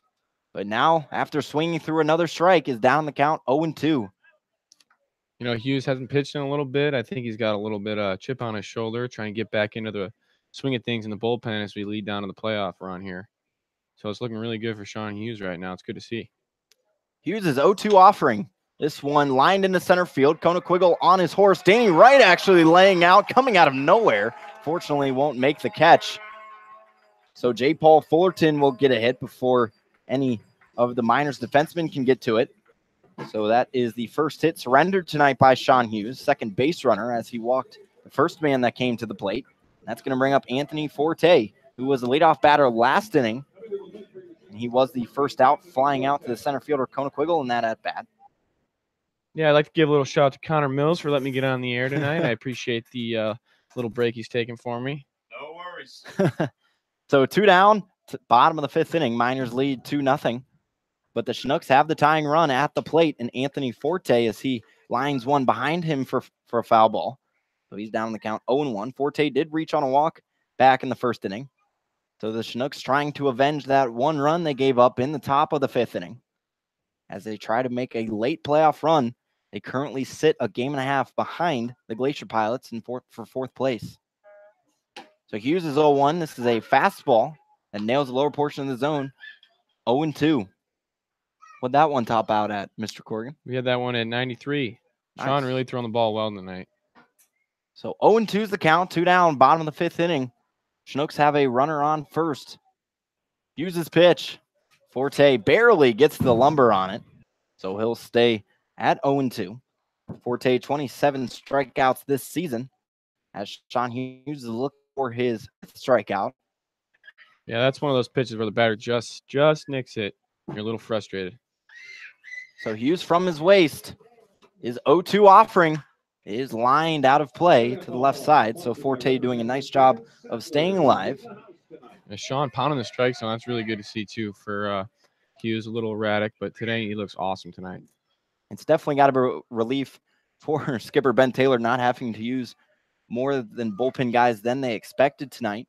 As Hughes' 0-2 pitch, this is a fastball that just misses outside. So the count will go 2-1 ball and 2 strikes with 2 outs. Yeah, great little setup pitch there. See what he comes back with. So Forte looking for his first hit tonight. We mentioned did reach on a walk as J. Paul Fullerton stands on first after his 2-out single. Hughes trying to retire Forte right here. Forte flares one out in the left field. Danny Wright will take a couple steps in and make the catch for out number 3. So Sean Hughes does allow a hit, but the Chinooks will leave him stranded in another scoreless inning of relief from the right-hander out of Boston College as the Miners lead 2-0 heading into the 6th inning on Matsu Miners Radio.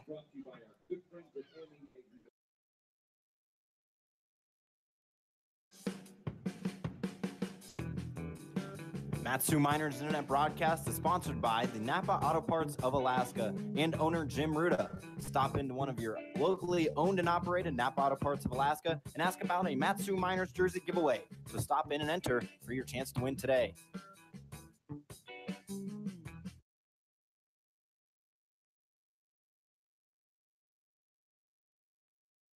You know what really gets a party started? Indoor baseball. Yeah, just find a broom or a pool cue, and you can use like anything as a ball. Cans, bottles, shoes. Hey, bro, toss me that avocado.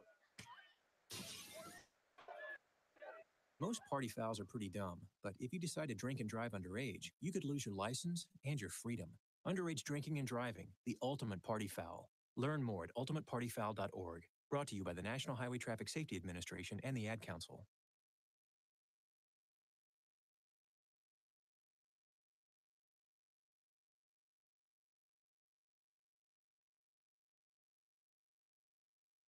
Hey, I'm Tyler Bassetti. I'm from Nevada, Reno, and you're listening to Matsu Miners Baseball. We have now entered the 6th inning of this contest between the Matsu Miners Eagle River Chinooks as the Miners lead this ball game 2-0 entering the 6th inning. Jared Ricklatus still on the mound for the Chinooks as they still have their starter going. The Miners trying for their 24th win tonight. That would put them 10 games above 500. And the Chinooks looking for their 16th, trying to get 6 games within 500. But the Chinooks have been good at home this season, sitting at 10-8, where the Miners are only 9-10 on the road and have lost 3 games at Lee Jordan Field. Their record here in Chugiak is 1-3, but right now they lead 2-0. Big props to Brady Corrigan. Thanks for having him on, as he did a wonderful job of colorful analysis. So Connor Mills will be back on the call right now as Jared Rickladis delivers a strike on the outside corner to Nick Brooks, right-handed hitting right fielder. Brooks, he's 0 for 2 tonight with a fly out and a strikeout, only his 6th strikeout of the season. So Rickladis winds and delivers. This fastball misses inside. The count goes to 1-1. So the Miners trying to win 3 in a row. Chinooks on a bit of a streak of their own, winning 3 out of their last 5. So Rickladis, his 1-1 pitch is on the way. Fastball and misses low and away. So the count goes to 2-1. It almost seems like to Brooks and to Henson, Rickladis does not want to miss inside. Everything's low and everything's away to the 2 big boppers. Miners with 7 hits tonight, definitely trying to break out as they are currently batting 121 here in Chugiak. Nick Brooks with a short hopper over to Luke Vandover, who makes the play in time for out number 1. Going back to that stat, Miners once again only batting 121 coming into tonight in Chugiak against the Chinooks. But as I mentioned, the 7 hits and 2 runs looking pretty good tonight, as the pitching has been good as well. So Aaron Walters will step to the dish from the left side, a righty on lefty matchup. Walters with a hit back in the 2nd inning, extended his hit streak to, or rather was his 7th hit now in 4 games, as he fouls one out of play to the left side. Walters going 3 for 5 last night with 2 RBIs.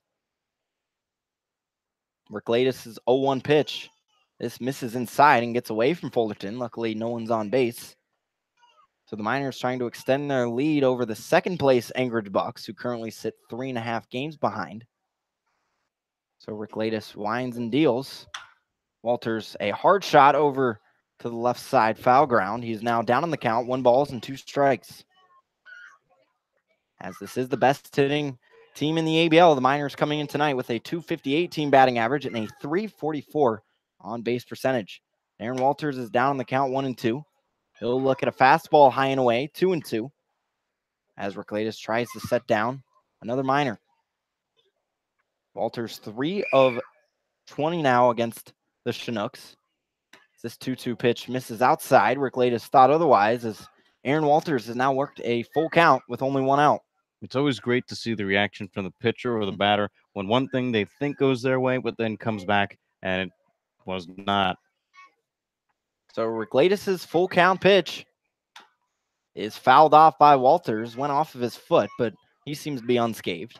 Walters, wearing the batting gloves, elects not to wear batting gloves when playing on natural surfaces, such like Herman Brothers Field, but when on turf surfaces like Lee Jordan Field, elects to go with the batting gloves.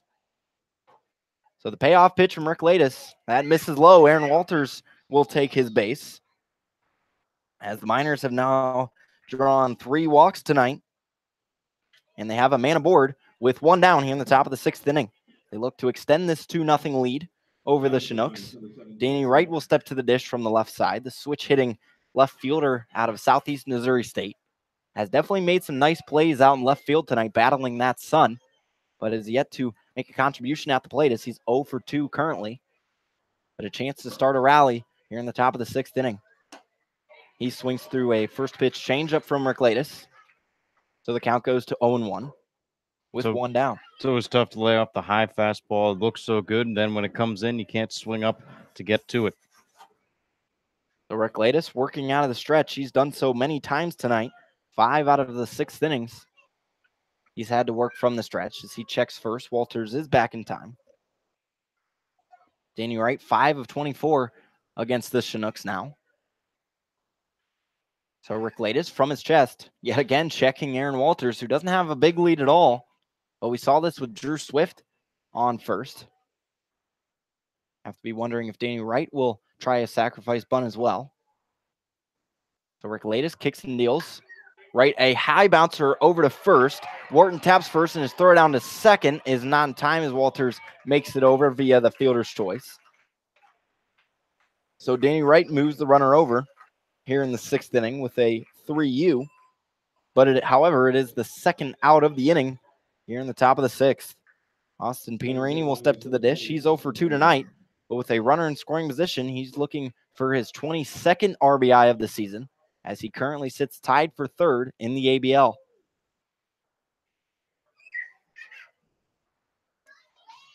Walters, who has yet to have a hit in his past 3 games, so looks for his first in 4 games, as he has a hot shot into center field. Moving back is Forte. He makes the catch for out number 3 in the top of the 6th inning. Aaron Walters reaches on a walk, gets over to second, but he'll be stranded there as the Miners lead the Chinooks 2-0 heading into the home half of the 6th inning on Matsu Miners Radio.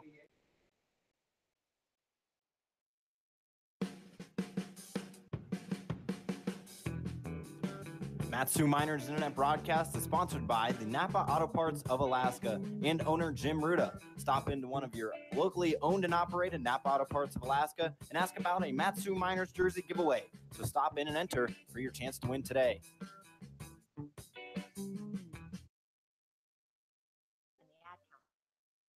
This is Mario Andretti. You know me as a race car driver, but I'm also a Meals on Wheels volunteer. I've raced against the sport's biggest personalities, but I've never met more vibrant, amazing people than the seniors served by Meals on Wheels. You can make a difference by dropping off a hot meal and saying a quick hello. So, America, let's do lunch. Volunteer your lunch break at americaletsdolunch.org. This message brought to you by Meals on Wheels America and the Ad Council.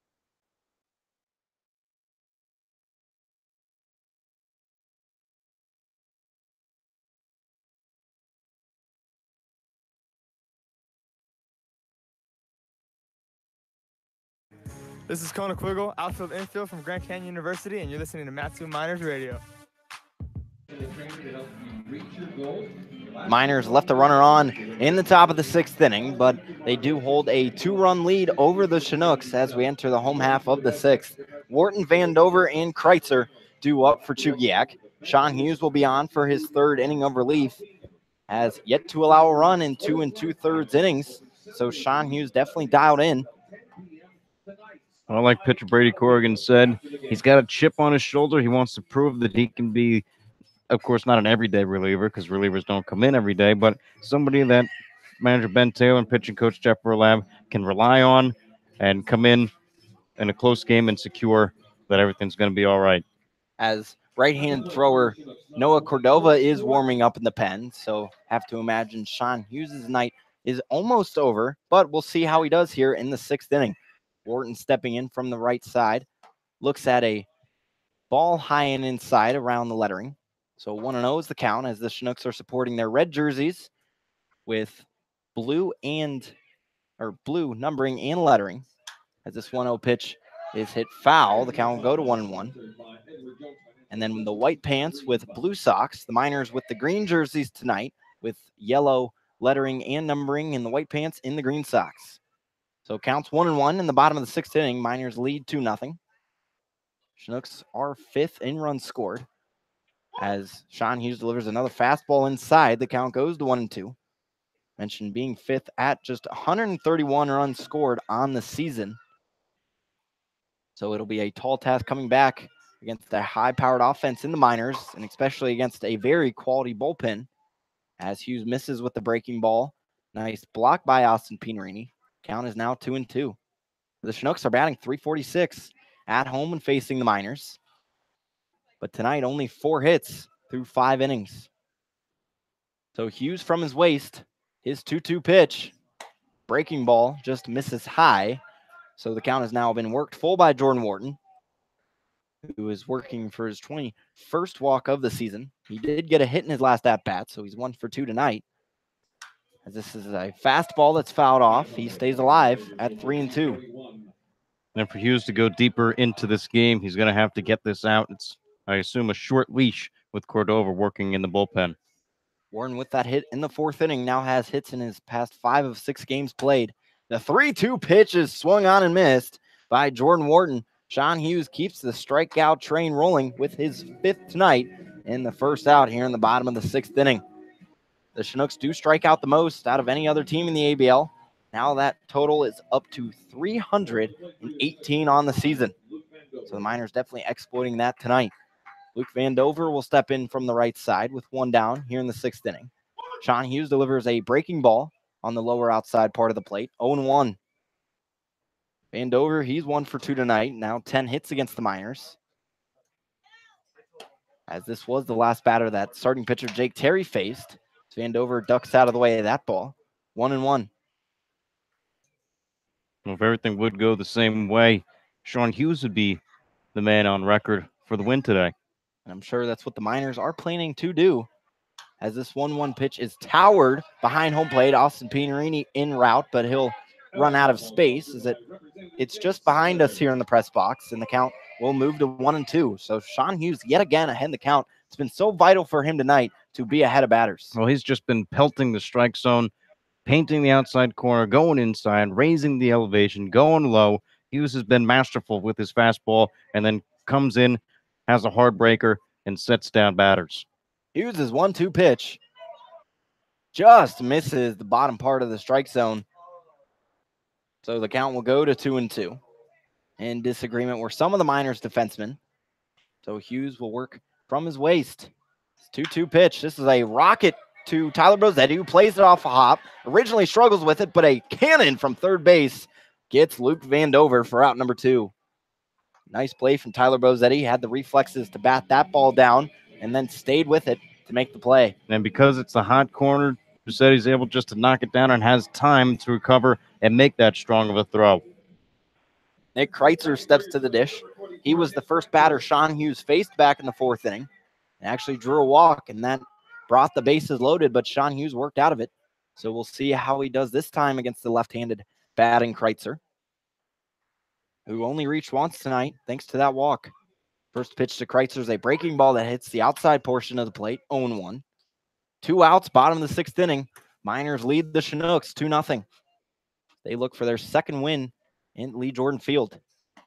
This 0-1 pitch is swung through by Kreitzer. Nice pitch from Sean Hughes, who's yet again ahead in the count, 0-2. And it's rare for a pitcher to go through a full order like this, and Hughes coming, circling it all the way around.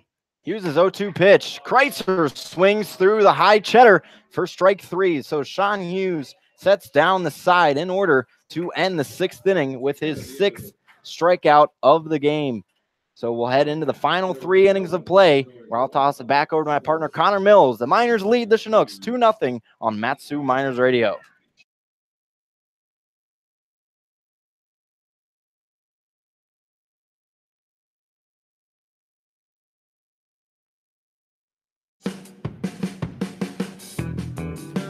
Matsu Miners Internet Broadcast is sponsored by the Napa Auto Parts of Alaska and owner Jim Ruda. Stop into one of your locally owned and operated Napa Auto Parts of Alaska and ask about a Matsu Miners jersey giveaway. So stop in and enter for your chance to win today.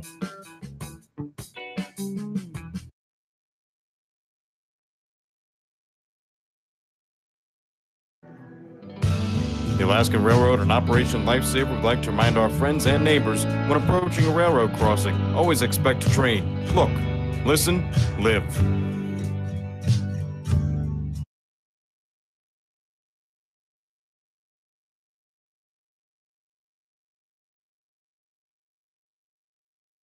It's Josh Hatcher here, infield outfield from Mississippi State University, and you're listening to Matsu Miners Radio.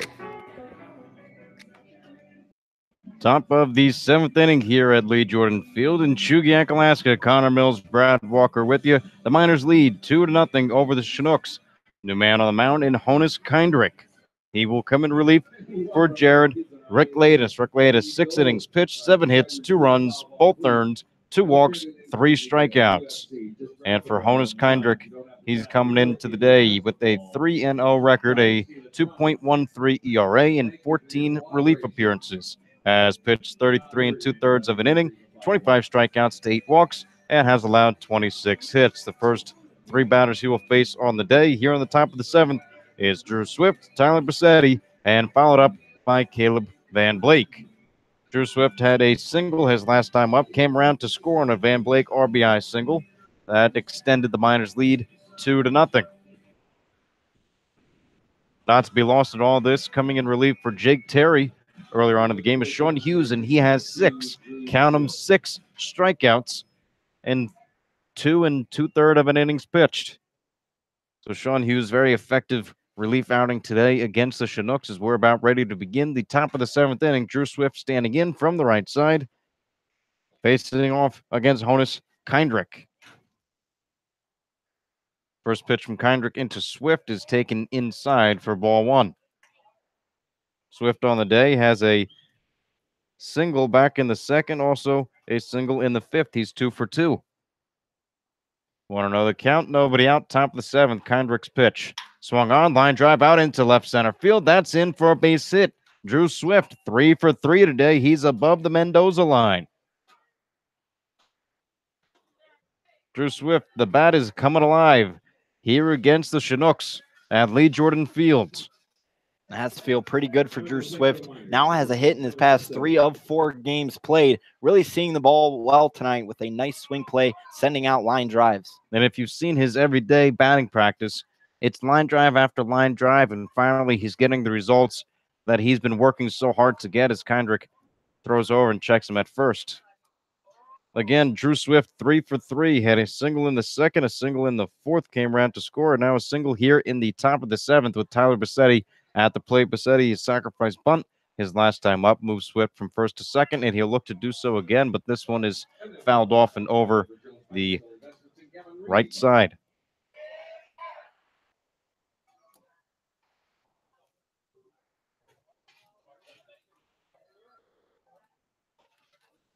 On the count into Tyler Bassetti,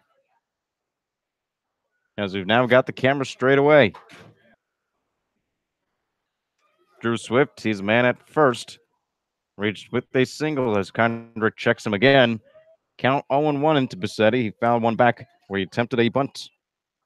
So far on the day, 0 for 1 for Bassetti. Grounded out to 3rd and a sacrifice in the 5th. The 0-1, a bunt pulled back, but it's in a strike zone nonetheless.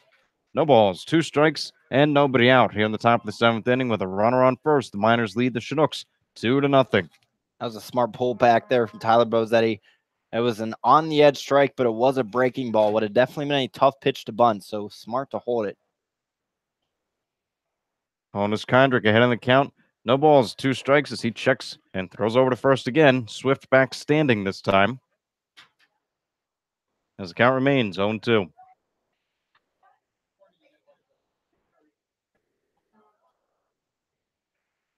Kindrick's got the sign, looks in and deals. A ball that misses high and a bit outside. 1-2 the count into Tyler Bassetti from the University of Nevada, Reno and Vacaville, California. Kindrick's been pretty good against the Miners this season in 7 innings pitched, only allowing just 1 run. So the Miners will definitely try to figure him out. 1-2 with nobody out. Honus Kindrick looks in, he deals, swung on and found straight back and into the fence. 1-2 the count remains as Caleb Van Blake will appear on the screen and pick up a foul ball.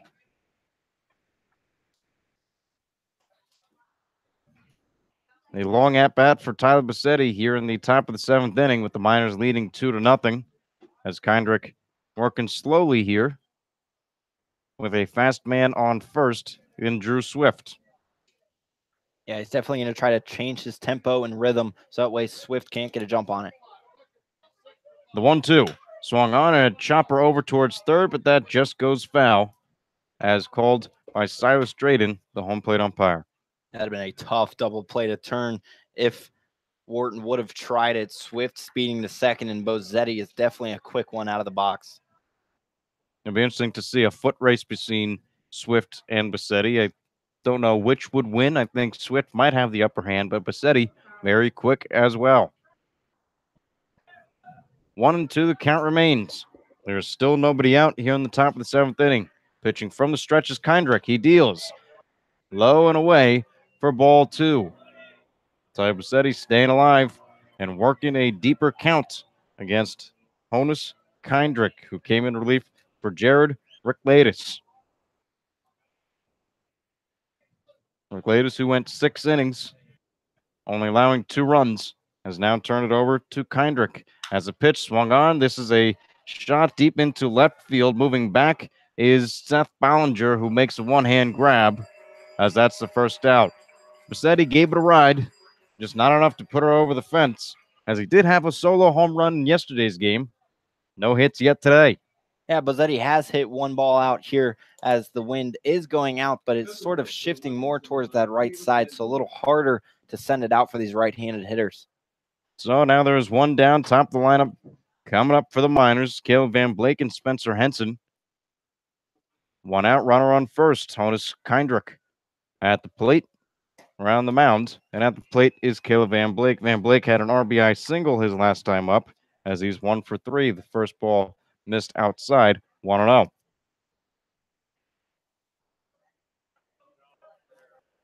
Van Blake now batting .319 on the season.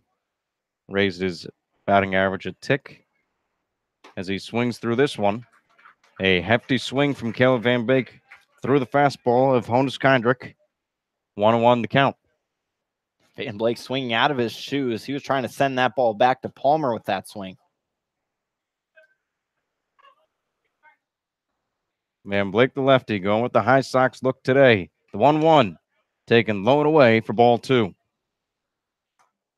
And now we're really seeing what the Miners can do to different pitchers. They take long at-bats, foul a lot of pitches off, make them throw and work. And that's exactly what Bassetti did. And now Caleb Van Blake is doing the same as the 2-1 is swung on and fouled off left side, ranging over to third baseman Jordan Wharton, but he'll run out of room. 2-2, the count goes. Just got to stay protecting if you're Van Blake. He's done a nice job of that tonight, getting that one hit, but really working pitchers all night long.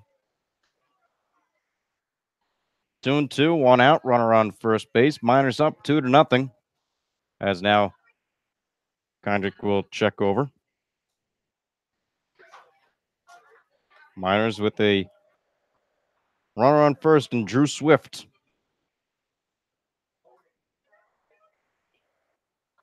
As now Kindrick's ready for the 2-2. The pitch, checked his swing, but it's going to be called a strike anyway. Van Blake, only his 8th strikeout on the season. As now Spencer Henson comes to a plate with a runner on first and 2 down here in the top of the 7th inning. Yeah, the Miners as a team don't really strike out all that often, and Caleb Van Blake knew as a strike, wants it to hit the mid of J. Paul Fullerton, just wincing and almost turning around. So definitely a pitch that he's going to regret not swinging at. That's what you got to love about baseball, though, because there's always another day. Kindrick into Spencer Henson. First pitch is taken outside for ball 1. Henson on the day, 1 hit as he's 1 for 2. Also walked in the 3rd inning. He was one of the 2 walks that Jared Ricklatus had allowed on the day. As the 1-0 was on the way, swung on a line drive, foul as Henson pulled it. That'll be retrieved by somebody in the Chinooks bullpen. Henson a wee bit too early on that. He was right on it, got squared it up, but was unfortunately just a second early. 1-1 the count, 2 outs with a runner on first. It's top of the 7th inning. Miners are up 2-0. As now Kindrick will check on Swift again. Keeping Swift close as he has 14 stolen bases on the season. A long look into J. Paul Fullerton from Honus Kindrick. Henson waiting at the plate. The pitch swung on, and that one straight back. Lucky there's a fence as we'll adjust the camera just a bit. 1-2 the count goes into Spencer Henson.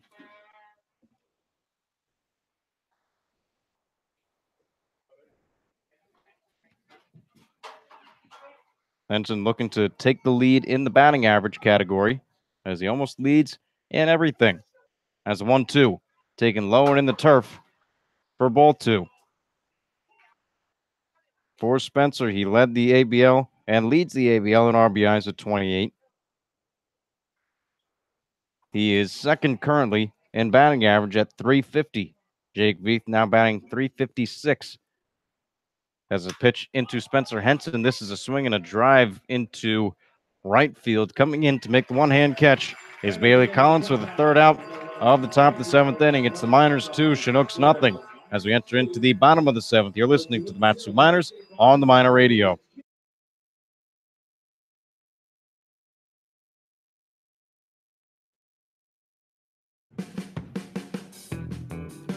Mat-Su Miners Internet broadcast is sponsored by the Napa Auto Parts of Alaska and owner Jim Ruda. Stop into one of your locally owned and operated Napa Auto Parts of Alaska and ask about a Mat-Su Miners jersey giveaway. So stop in and enter for your chance to win today.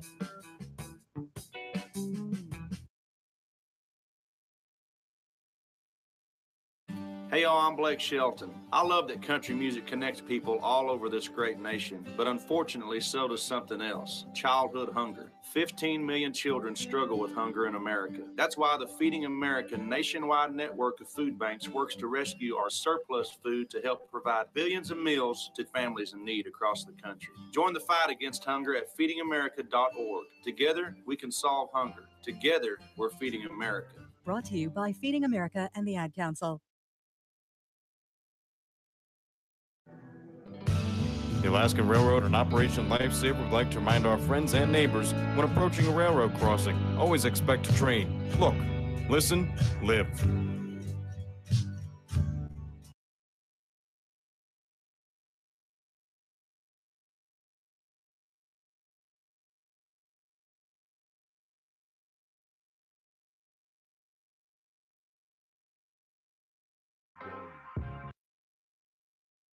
This is David Avitia from Grand Canyon University. I'm a catcher, and this is Mat-Su Miners Baseball. Bottom of the seventh inning. It's the third pitcher used for the Mat-Su Miners as they lead 2-0 over the Chinooks here at Lee Jordan Fields. A great outing from Sean Hughes as he'll turn the ball over to Noah Cordova. Cordova out of Gilbert, Arizona, and Chandler Gilbert Community College also has committed himself to Cal State Bakersfield for next season. Cordova, 6'6", 195 pounds, the tallest on the Miners pitching staff and on the whole roster. He will come into the game with a 1-1 record, an ERA of a perfect 2, 11 games, 1 started, 18 innings pitched, 9 strikeouts to 9 walks, and has allowed 11 hits. Cordova's first pitch is just high for ball 1. He missed high to Gregory Osuna. Osuna is 0 for 2 at the plate. A foul ball that was caught by the first baseman Aaron Walters as a fastball here from Noah Cordova into Osuna. Misses. 2 balls, no strikes. Nobody out here in the bottom of the seventh inning. Popped up in foul territory and struck out looking as he pops this one straight up. Ranging out into fair territory is the catcher Austin Pianarini, who makes the catch. It's always a tough catch for a catcher to come out and make one of those. Yeah, definitely. As it was a little nerve-wracking. It didn't seem like there was a whole lot of communication, but it seemed like last minute Austin Pianarini made it known he was going to try to make the catch, and nice work from the man behind the plate. Nice work from Austin Pianarini as now Gregory Osuna is retired and Seth Ballinger coming to the plate. We'll give you the final stat line on Sean Hughes today after the first pitch from Cordova into Ballinger. That's in for a called strike. And for Hughes, 2 2/3 of an innings pitched, allowed 1 hit, no runs, 1 walk, and 6. 6 total strikeouts for Hughes on the day.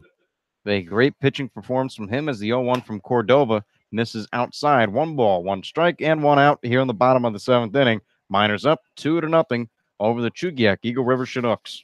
Cordova's doing a nice job. He's really worked his way into a late inning role. Been a guy that's been pretty clutch of his recent appearances. 1-1 is grounded over into the hole, and that gets through for a base hit. A little indecision from first baseman Aaron Walters and Caleb Van Blake, but that would have been a base hit either way. Yeah, that would have been a tough play if Walters did decide to go for it, and Van Blake ended up being the one en route of it. So definitely just one of those hits that there's really nothing you can do about it except shake it off and move on to the next guy. Seth Ballinger reaches base with his second hit of the day. He's 2 for 3 as Cole Whitman the pitcher who won the batting duel between the other pitchers to get into the lineup. And from the left side is pitching coach Jeff Erlob. Takes a walk out towards Noah Cordova with a runner on first here in the bottom of the seventh inning. Miners up 2-0. I mean, you can't knock the guy for what he's doing being a pitcher. Last game had a hit. This game had the big sacrifice bunt. Unfortunately, struck out in his last at bat, but he's definitely holding his own in there from the batter's box. Always interesting to see a pitcher bat whenever he hasn't had a lot of at bats on a season. But of course, normally pitchers are the best athletes out on the baseball field. They are just the ones who can throw hard down in little leagues, and as they transform and hone their craft, they become these major Division I pitchers that they are. And lost in all that is their hitting. So Cole Whitman looking to regain his hitting here as the first pitch from Cordova is swung on. A bouncer over towards Aaron Walters, who turns, and now his only play is going to be to first base. Whitman diving at the bag, but he will still be recorded out. A nice try from Cole Whitman to get a base hit off the indecision from Aaron Walters, but that still moves a runner over. Over on second base now is Seth Bollinger. Yeah, Walters tried to go down to second and maybe turn a double play, but made the right choice there after he sort of fumbled with it to just get the out, and now there's 2 outs in the inning. Well, now 2 outs. Looks like Noah Cordova's day will be held shortened with a runner on second base. We'll see who the new miner is coming up to the mound when we return. It's Mat-Su Miners 2, the Chugiak-Eagle River Chinooks 0 when we return. You're listening to the Mat-Su Miners on the Miners Radio.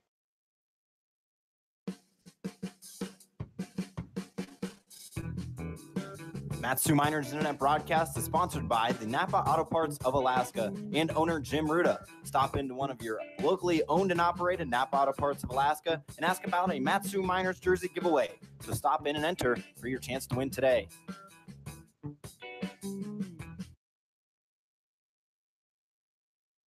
This is Mario Andretti.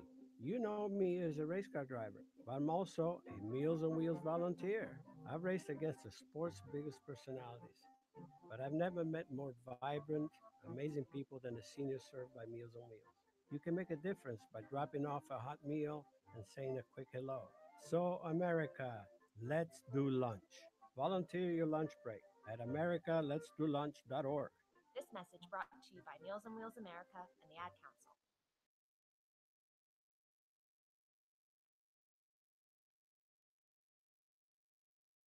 Hi, I'm Caleb Van Blake, infielder from UC Davis, and you're listening to Mat-Su Miners Radio.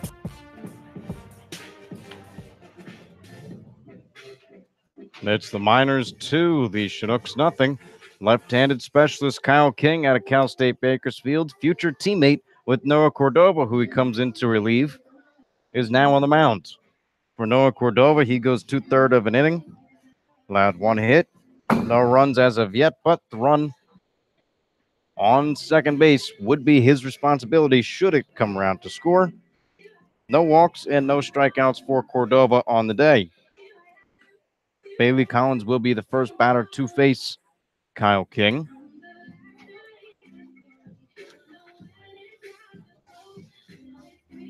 As it's the Miners 2, the Chinooks 0. We take a look at the out-of-town scoreboard.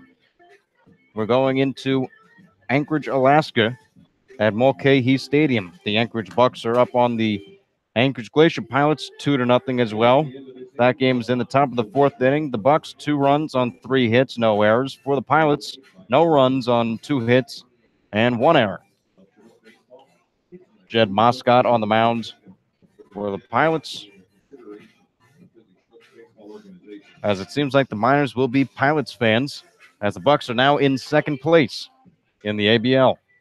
Yeah, well, the Miners just looking to win the majority, if not all of their final games here in this stretch to try to really work for that 1 seed. It's everyone on the team's goal to get that home field advantage throughout the playoffs. And home field advantage would be huge for the Mat-Su Miners, as they are 14-4 on the season, as they're looking to go 10-10 on the road here today. It's the Miners 2, the Chinooks 0, with a runner on second base for Kyle King. Seth Ballinger on second. He takes a large lead, a secondary lead, as the frisbee throw from Kyle King is in for a called strike. Yeah, Kyle King, definitely a left-handed specialist for this Miners team. His job is to just get Bailey Collins out, and then I'm sure his day will be over. 2 outs here in the bottom of the 7th inning. Kyle King, the pitch. This one hits him. And no, it hit him, but Silas Drayden will say that Bailey Collins made no effort to get out of the way of that pitch.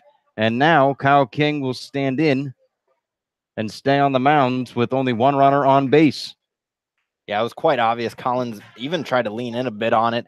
King noticed it right away, pointing at it, a guy that's normally not very confrontational, pointing out, saying a guy was incorrect, and Silas Drayden made a nice call right there.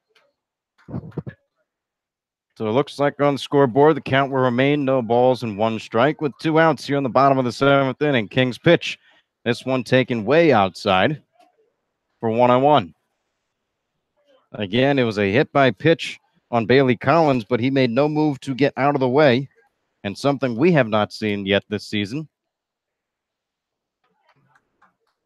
As the batter will stay at the plate, count is at 2 balls and 1 strike. The pitch, another frisbee outside. 3-1 is now the count. And it seems like since King hit, or rather necessarily didn't actually, it did hit Collins, but it wasn't a hit by pitch, has been a little nervous to go back inside. So going to be interesting to see what he goes with this pitch. It's been nothing but off-speed pitches from Kyle King as he's ready. The 3-1. This one is high and inside for ball 4. King comes in to face the lefty Bailey Collins, and he winds up walking him. With now J. Paul Fullerton, the winning run at the plate. Tying runs on first in Bailey Collins. And on second base is Seth Bollinger. Another lefty to the plate, so not surprising Kyle King will stay out there. And King can't worry about these runners, just has to work for this 3rd out and then bring those bats back up in the 7th.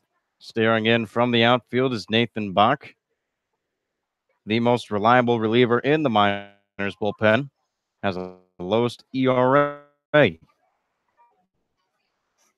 As now Kyle King pitching to J. Paul Fullerton. That's good for a called strike.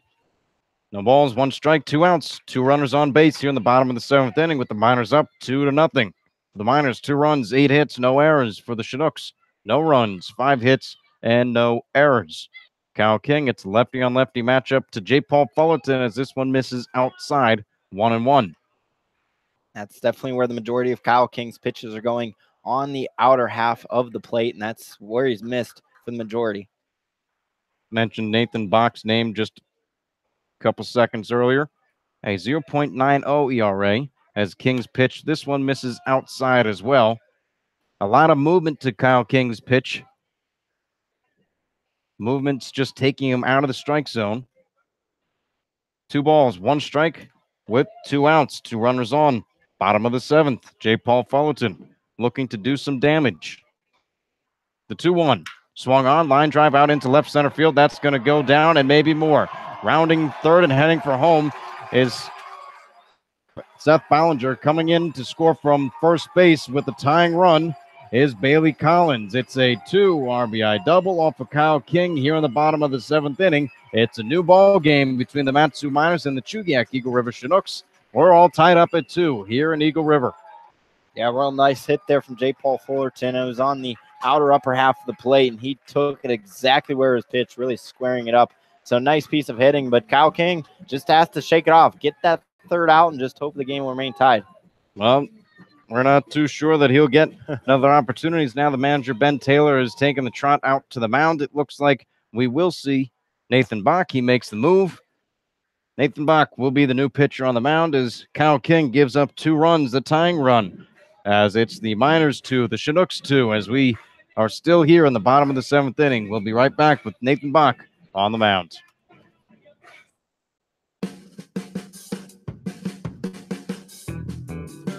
Mat-Su Miners Internet broadcast is sponsored by the Napa Auto Parts of Alaska and owner Jim Ruda. Stop into one of your locally owned and operated Napa Auto Parts of Alaska and ask about a Mat-Su Miners jersey giveaway. So stop in and enter for your chance to win today.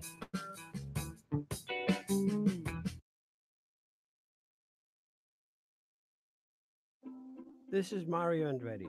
You know me as a race car driver, but I'm also a Meals on Wheels volunteer. I've raced against the sport's biggest personalities, but I've never met more vibrant, amazing people than the seniors served by Meals on Wheels. You can make a difference by dropping off a hot meal and saying a quick hello. So, America, let's do lunch. Volunteer your lunch break at americaletsdolunch.org. This message brought to you by Meals on Wheels America and the Ad Council.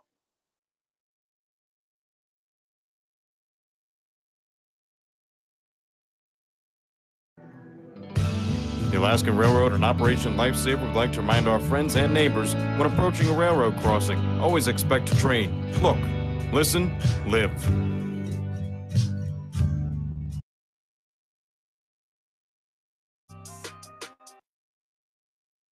Hey, I'm Tyler Bassetti. I'm from Nevada, Reno, and you're listening to Matsu Miners Baseball.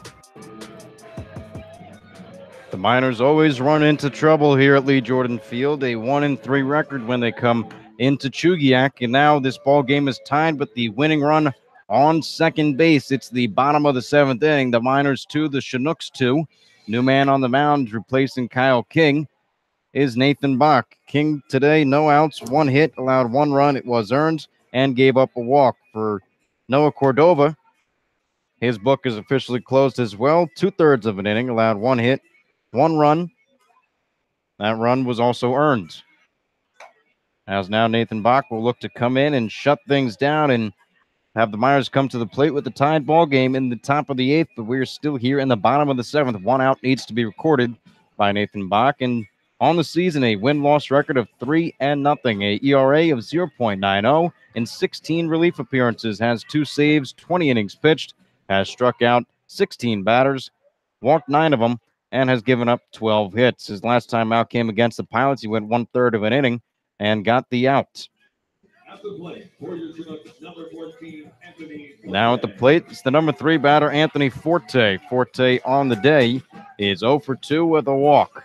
He has a chance to break the tie here with the runner in scoring position on second base. J. Paul Fullerton knocked in 2 off a 2 RBI double deep into left center field. Nathan Bach into Anthony Forte. Righty on lefty matchup. First pitch taken low for ball 1. Bach has been the shutdown guy as a setup man for the Miners this season. 11 scoreless inning streak that he has on the line right now. So he's been pretty good for the Miners. Want to know the count? Nathan Bach into Anthony Forte. Swing and a miss for strike 1. As we look out into the Miners bullpen, it appears that the closer, Bryce Tossan, is warming up. Is just having a toss.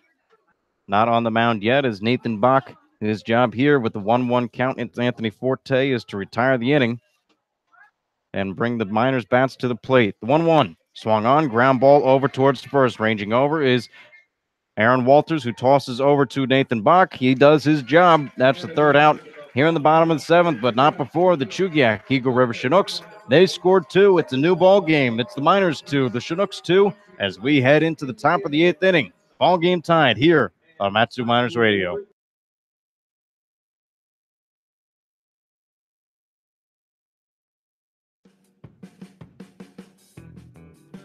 Matsu Miners Internet broadcast is sponsored by the Napa Auto Parts of Alaska and owner Jim Ruda. Stop into one of your locally owned and operated Napa Auto Parts of Alaska and ask about a Matsu Miners jersey giveaway. So stop in and enter for your chance to win today.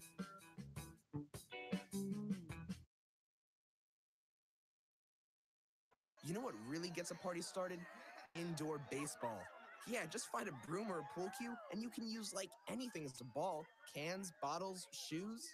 Hey, bro, toss me that avocado.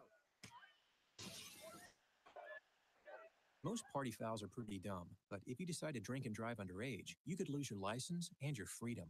Underage drinking and driving, the ultimate party foul. Learn more at ultimatepartyfoul.org. Brought to you by the National Highway Traffic Safety Administration and the Ad Council.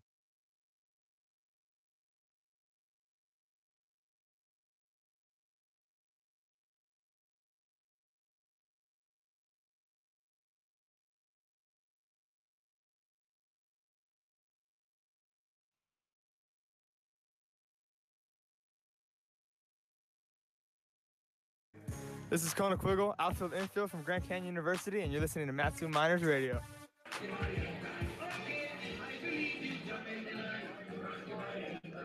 And it's a new game here in Lee Jordan Field with Chugiak-Eagle leading things off. All tied up at 2.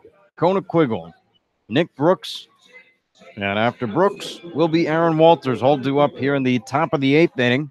Miners looking to keep this game in regulation. They need to score some runs before they get into the 9th or 10th. Honus Kendrick still on the mound. First pitch into Chugiak-Eagle's on the outside corner for strike 1. Kona on the day has 2 hits. He's 2 for 3. Also flew out to center field.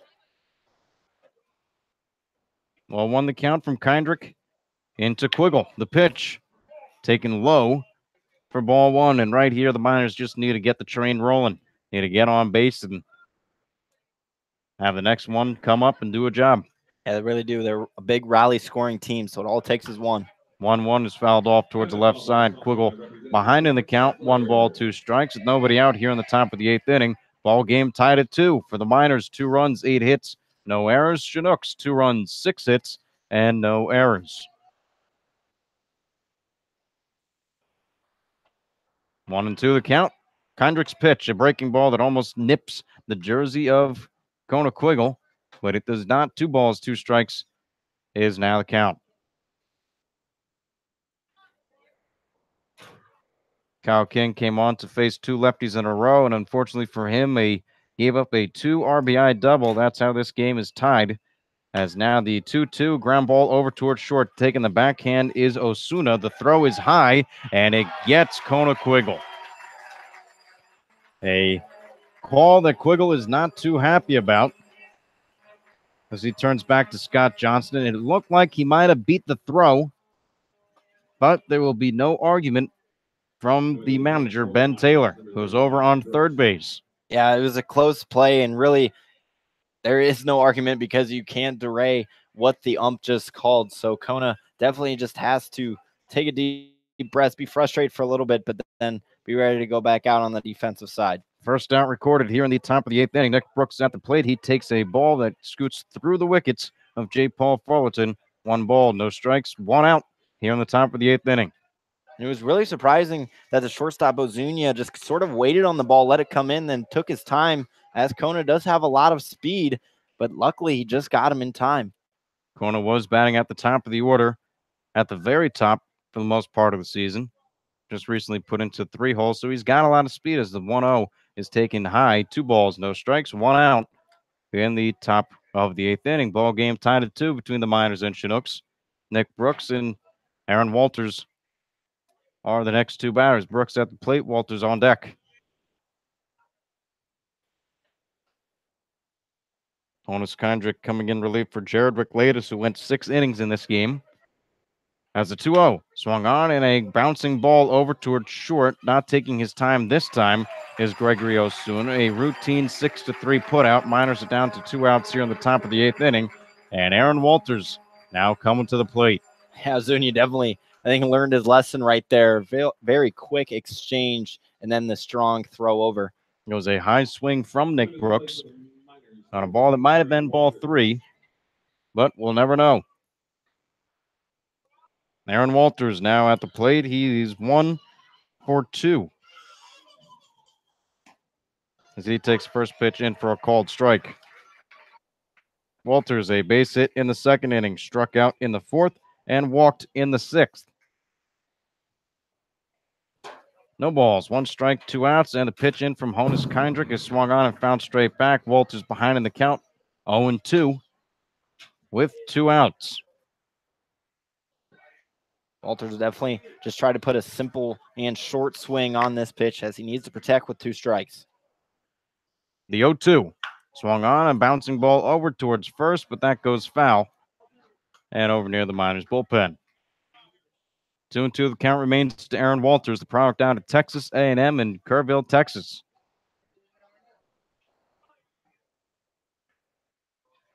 Look in from Honus Kendrick, and he's ready. The 0-2 swung on and missed, strike 3. Motion from Kendrick as he sits down. The Matsu Miners in order here in the top of the 8th inning. This ball game remains tied. It's the Miners 2, the Chinooks 2 as we enter into the bottom of the 8th inning. You're listening to the Matsu Miners on the Miner Radio.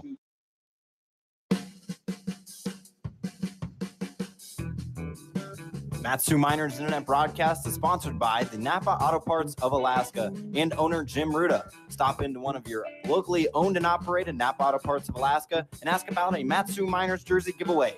So stop in and enter for your chance to win today.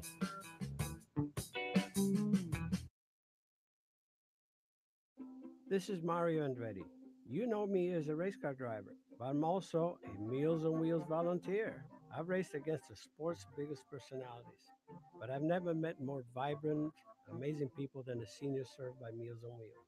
You can make a difference by dropping off a hot meal and saying a quick hello.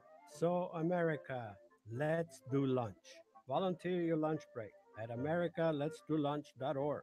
This message brought to you by Meals on Wheels America and the Ad Council.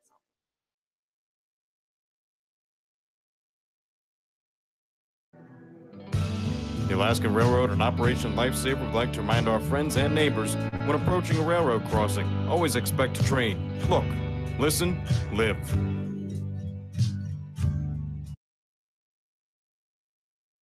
This is Aaron Walters from Texas A&M University. I'm a catcher, infielder, and you're listening to Matsu Miners Radio. It's crunch time for the Matsu Miners here at Lee Jordan Field. They're looking to at least improve to 2-3. That's the best they can do here at Lee Jordan, as they are under 500 against the Chinooks when they're away. This game is tied up at 2 between the Miners and Chinooks. And coming on to get some more outs is Nathan Bach. Bach got 1 out in the bottom of the 7th inning, getting Anthony Forte to ground into a first base to pitcher putouts, as now he will deal with Jordan Morton, Luke Vandover, and Nick Kreitzer. From the windup, Nathan Bach's first pitch misses low and away for ball 1. Very important that Bach gets a scoreless inning over relief right here, as the Miners would not like to be down heading with just 3 outs to work with. 1-0 the count from the windup. Box pitch swung on. This one's poked out into left center field. It is deep but hanging out there. Making the call is the left fielder Danny Wright, who makes the catch. A long way for Danny Wright to run it down, but he's been running balls down all day long. A cousin helping out a fellow cousin. A little bit of a family reunion happening on the field between Danny Wright and Nathan Bach. Always nice to see the family connections out there and helping each other out. That's the first out here in the bottom of the 8th inning. A fly out to left field for Jordan Wharton. Now Luke Vandover stands in against Nathan Bach. First pitch misses low and in the turf for ball 1. On the day for Vandover, flew out to left field, had a single in the 4th, and grounded out to third base in the 6th. 1-0 is the count with 1 out here in the bottom of the 8th. Ball game tied up at 2 as Bach's pitch misses high and away for ball 2. We thank you for listening in from wherever you may be across the world. Connor Mills, Brad Walker with you here on the call at Lee Jordan Field in Chugiak, Alaska, as this one is swung on and fouled straight back and out of play. 2-1 the count into Luke Vandover. Vandover in search for his second hit. Nathan Bach from the windup. He's ready and deals. Swung on, and this one stays fair. A high pop-up out to shortstop Drew Swift, who's making the call and the catch for out number 2. 2 up, 2 down so far for Nathan Bach. Swift doing a nice job communicating very early with the left fielder, Danny Wright, saying he had it. Make sure that there was no confusion or no possible collisions. Shortstop is the field general for anything in the infield, and the overall general for any ball in the air would be the center fielder, Chugiak-Eagle. So a nice communication from Swift to Wright to ensure the out, as now Nick Kreitzer stands in at the plate. He misses with the ball outside. 1-0. Kreitzer on the day flew out into foul territory at third base as he swings through. 1 ball and 1 strike. He is 0 for 3 with a strikeout and a pop-up to the catcher. 1-1 from Nathan Bach. Taken in for a called strike.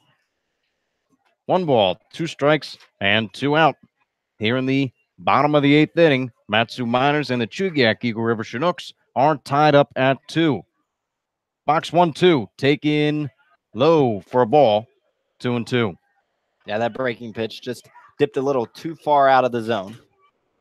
Just a little low from Bach as a 2-2 is on the way. This one taken just inside. Count has run full to Nick Kreitzer here in the bottom of the 8th inning. Interesting. Kreitzer's laying off these really questionable pitches, whether they're strikes or balls, as he's lucked out in the past 2. Full count. Nathan Bach into Nick Kreitzer. The pitch taken on the outside corner. Strike 3 called. Nathan Bach sees 3 in this inning, has set down 3 as we're entering into the top of the 9th inning. It's the Miners 2, Chinooks 2 as they look to keep this one in regulation. Miners bats coming up in the top of the 9th. You're listening to the Matsu Miners on the Miner Radio.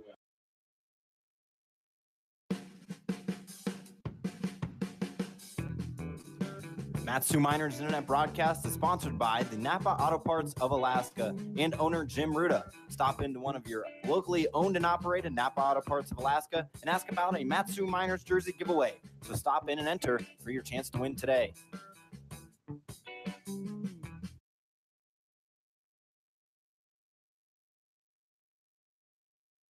This is Mario Andretti. You know me as a race car driver, but I'm also a Meals on Wheels volunteer. I've raced against the sport's biggest personalities, but I've never met more vibrant, amazing people than the seniors served by Meals on Wheels. You can make a difference by dropping off a hot meal and saying a quick hello. So, America, let's do lunch. Volunteer your lunch break at americaletsdolunch.org. This message brought to you by Meals on Wheels America and the Ad Council.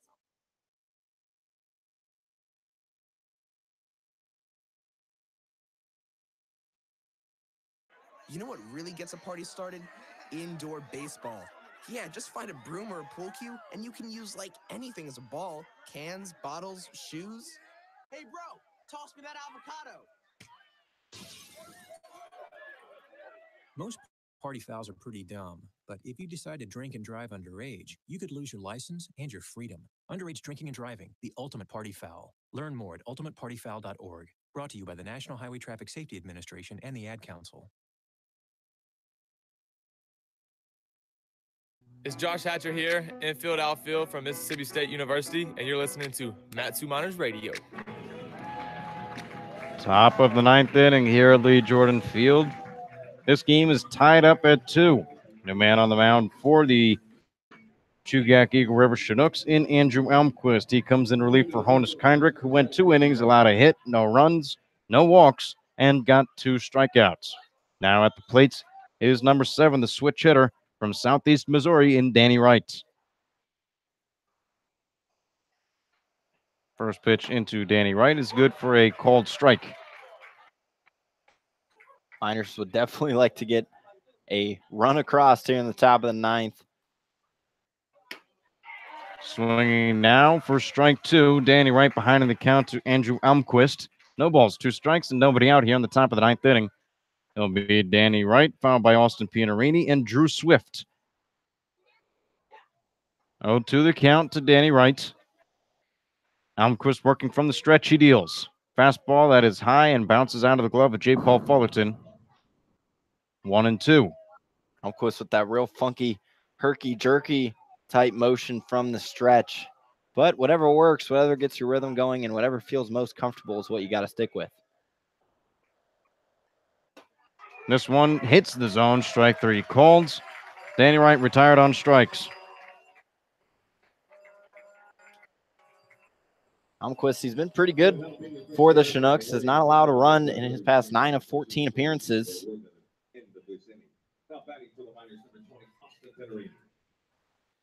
Austin Pianarini now coming to the dish. Pino in search for his first hit on the day. A ground out to second as he takes a called strike.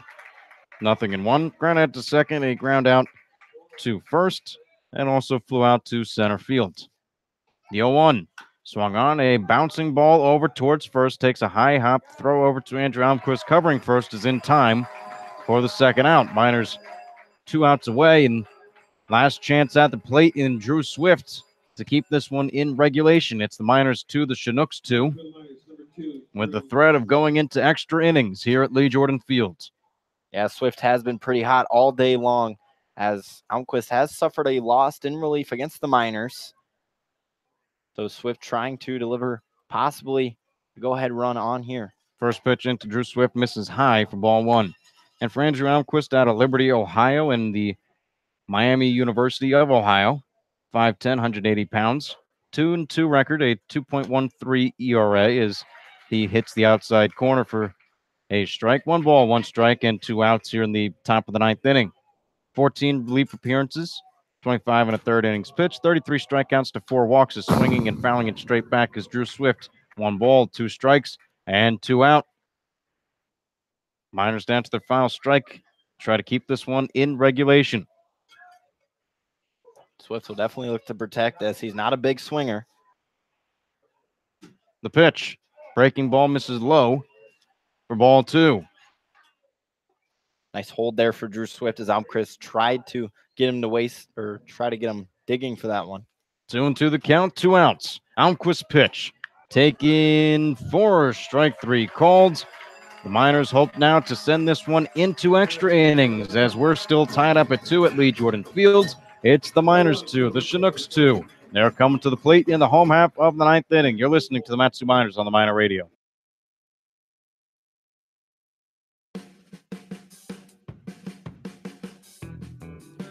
Matsu Miners Internet broadcast is sponsored by the Napa Auto Parts of Alaska and owner Jim Ruda. Stop into one of your locally owned and operated Napa Auto Parts of Alaska and ask about a Matsu Miners jersey giveaway.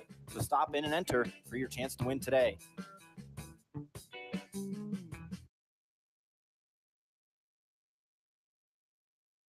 This is Mario Andretti. You know me as a race car driver, but I'm also a Meals on Wheels volunteer. I've raced against the sport's biggest personalities, but I've never met more vibrant, amazing people than the seniors served by Meals on Wheels. You can make a difference by dropping off a hot meal and saying a quick hello. So, America, let's do lunch. Volunteer your lunch break at americaletsdolunch.org. This message brought to you by Meals on Wheels America and the Ad Council. Hi, I'm Caleb Van Blake, infielder from UC Davis, and you're listening to Matsu Miners Radio.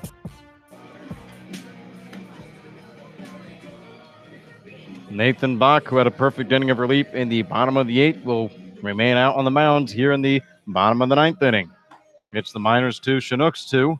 We're tied up at Lee Jordan Field in Chugiak, Alaska. Miners looking to send this one into extras. Bach, definitely this is an extended relief effort as the Miners are still trying to conserve their bullpen as much as possible. This game started off with Jake Terry, who went 3 1/3 of an inning. Sean Hughes came in relief of him, went 2 2/3. Noah Cordova went 2/3 of an inning, and Kyle King came in, gave up a 2 RBI double to J. Paul Fullerton to tie the game. 1 run went to Cordova, 1 run went to Kyle King. His first pitch swinging. Here's Gregory Osuna ranging out into right center field and getting down for a base hit is Gregory Osuna rounding second and heading for third on a leadoff triple. He'll get there standing as the throw is not in time. He slides. It's a leadoff triple for Gregory Osuna here in the bottom of the 9th inning. The winning run is 90 feet away from scoring and sending the Miners home in disappointment. Nathan Bach will have to work out of some trouble here in the 9th if he wants to continue this game. Yeah, a lot of sweaty palms going on right now as this is going to be an important mound visit between Pinarini and Bach. Jeff Erlab will join it as well. Definitely going to be a lot to talk about on how you're going to pitch to Seth Bollinger, as there is no one else. That was the leadoff man. It's going to be a tough one, but the Miners bullpen has been trustworthy all season. Let's see if they will bend but not break. Runner is 90 feet away from scoring.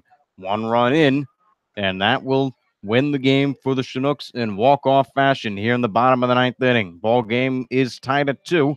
2 runs for the Miners on 8 hits. 2 runs for the Chinooks on 7 hits. It's a long look into the dugout now as Drew Swift's kind of motioning in, trying to figure out what the defense will be. Nathan Bach staying on the mound. Jeff Erlab Mound meeting adjourned. And we're about to get exciting here in Chugiak, Alaska. Chinooks do have a walk-off on this field. I'm sure Nathan Bach would not want to allow another one. The pressure is on the Miners.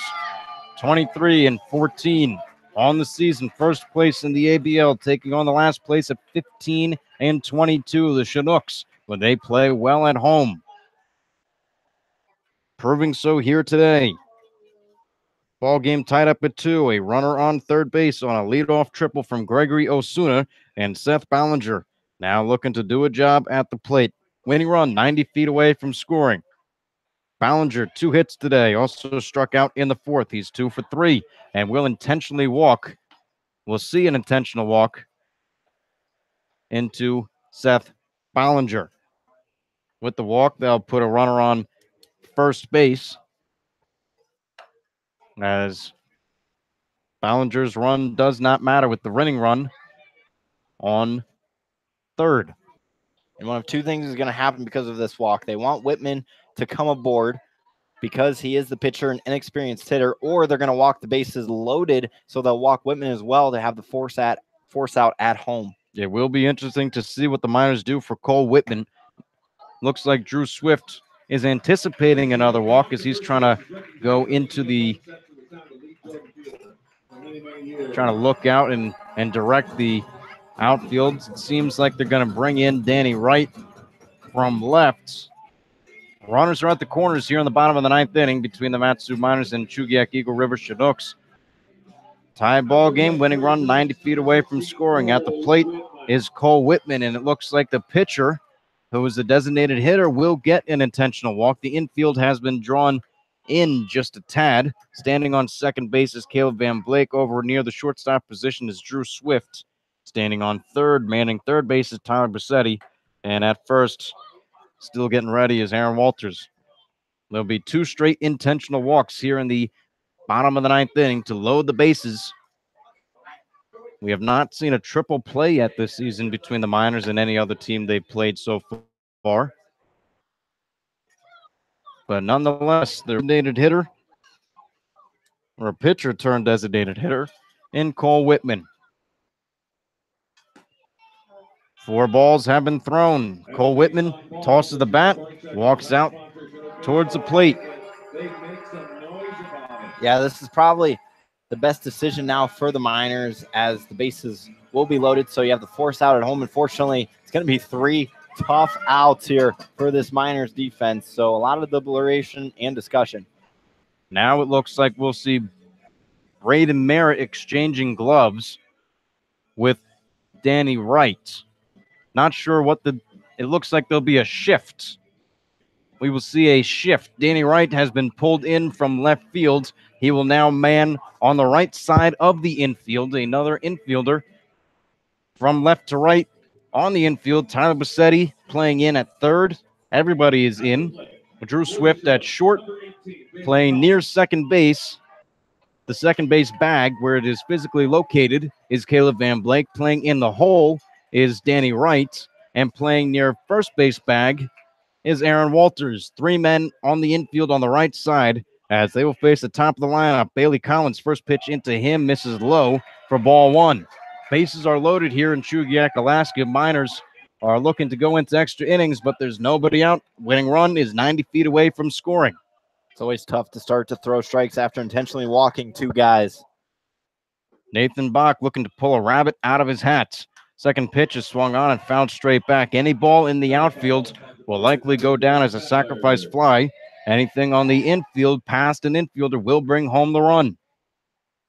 And this is a smart decision by the Miners. Just leave the 2 outfielders out there, because if there's a base hit there, most likely they'll be able to range over, and unfortunately won't be able to make the play in time. So we'll see if Nathan Bach has it in him.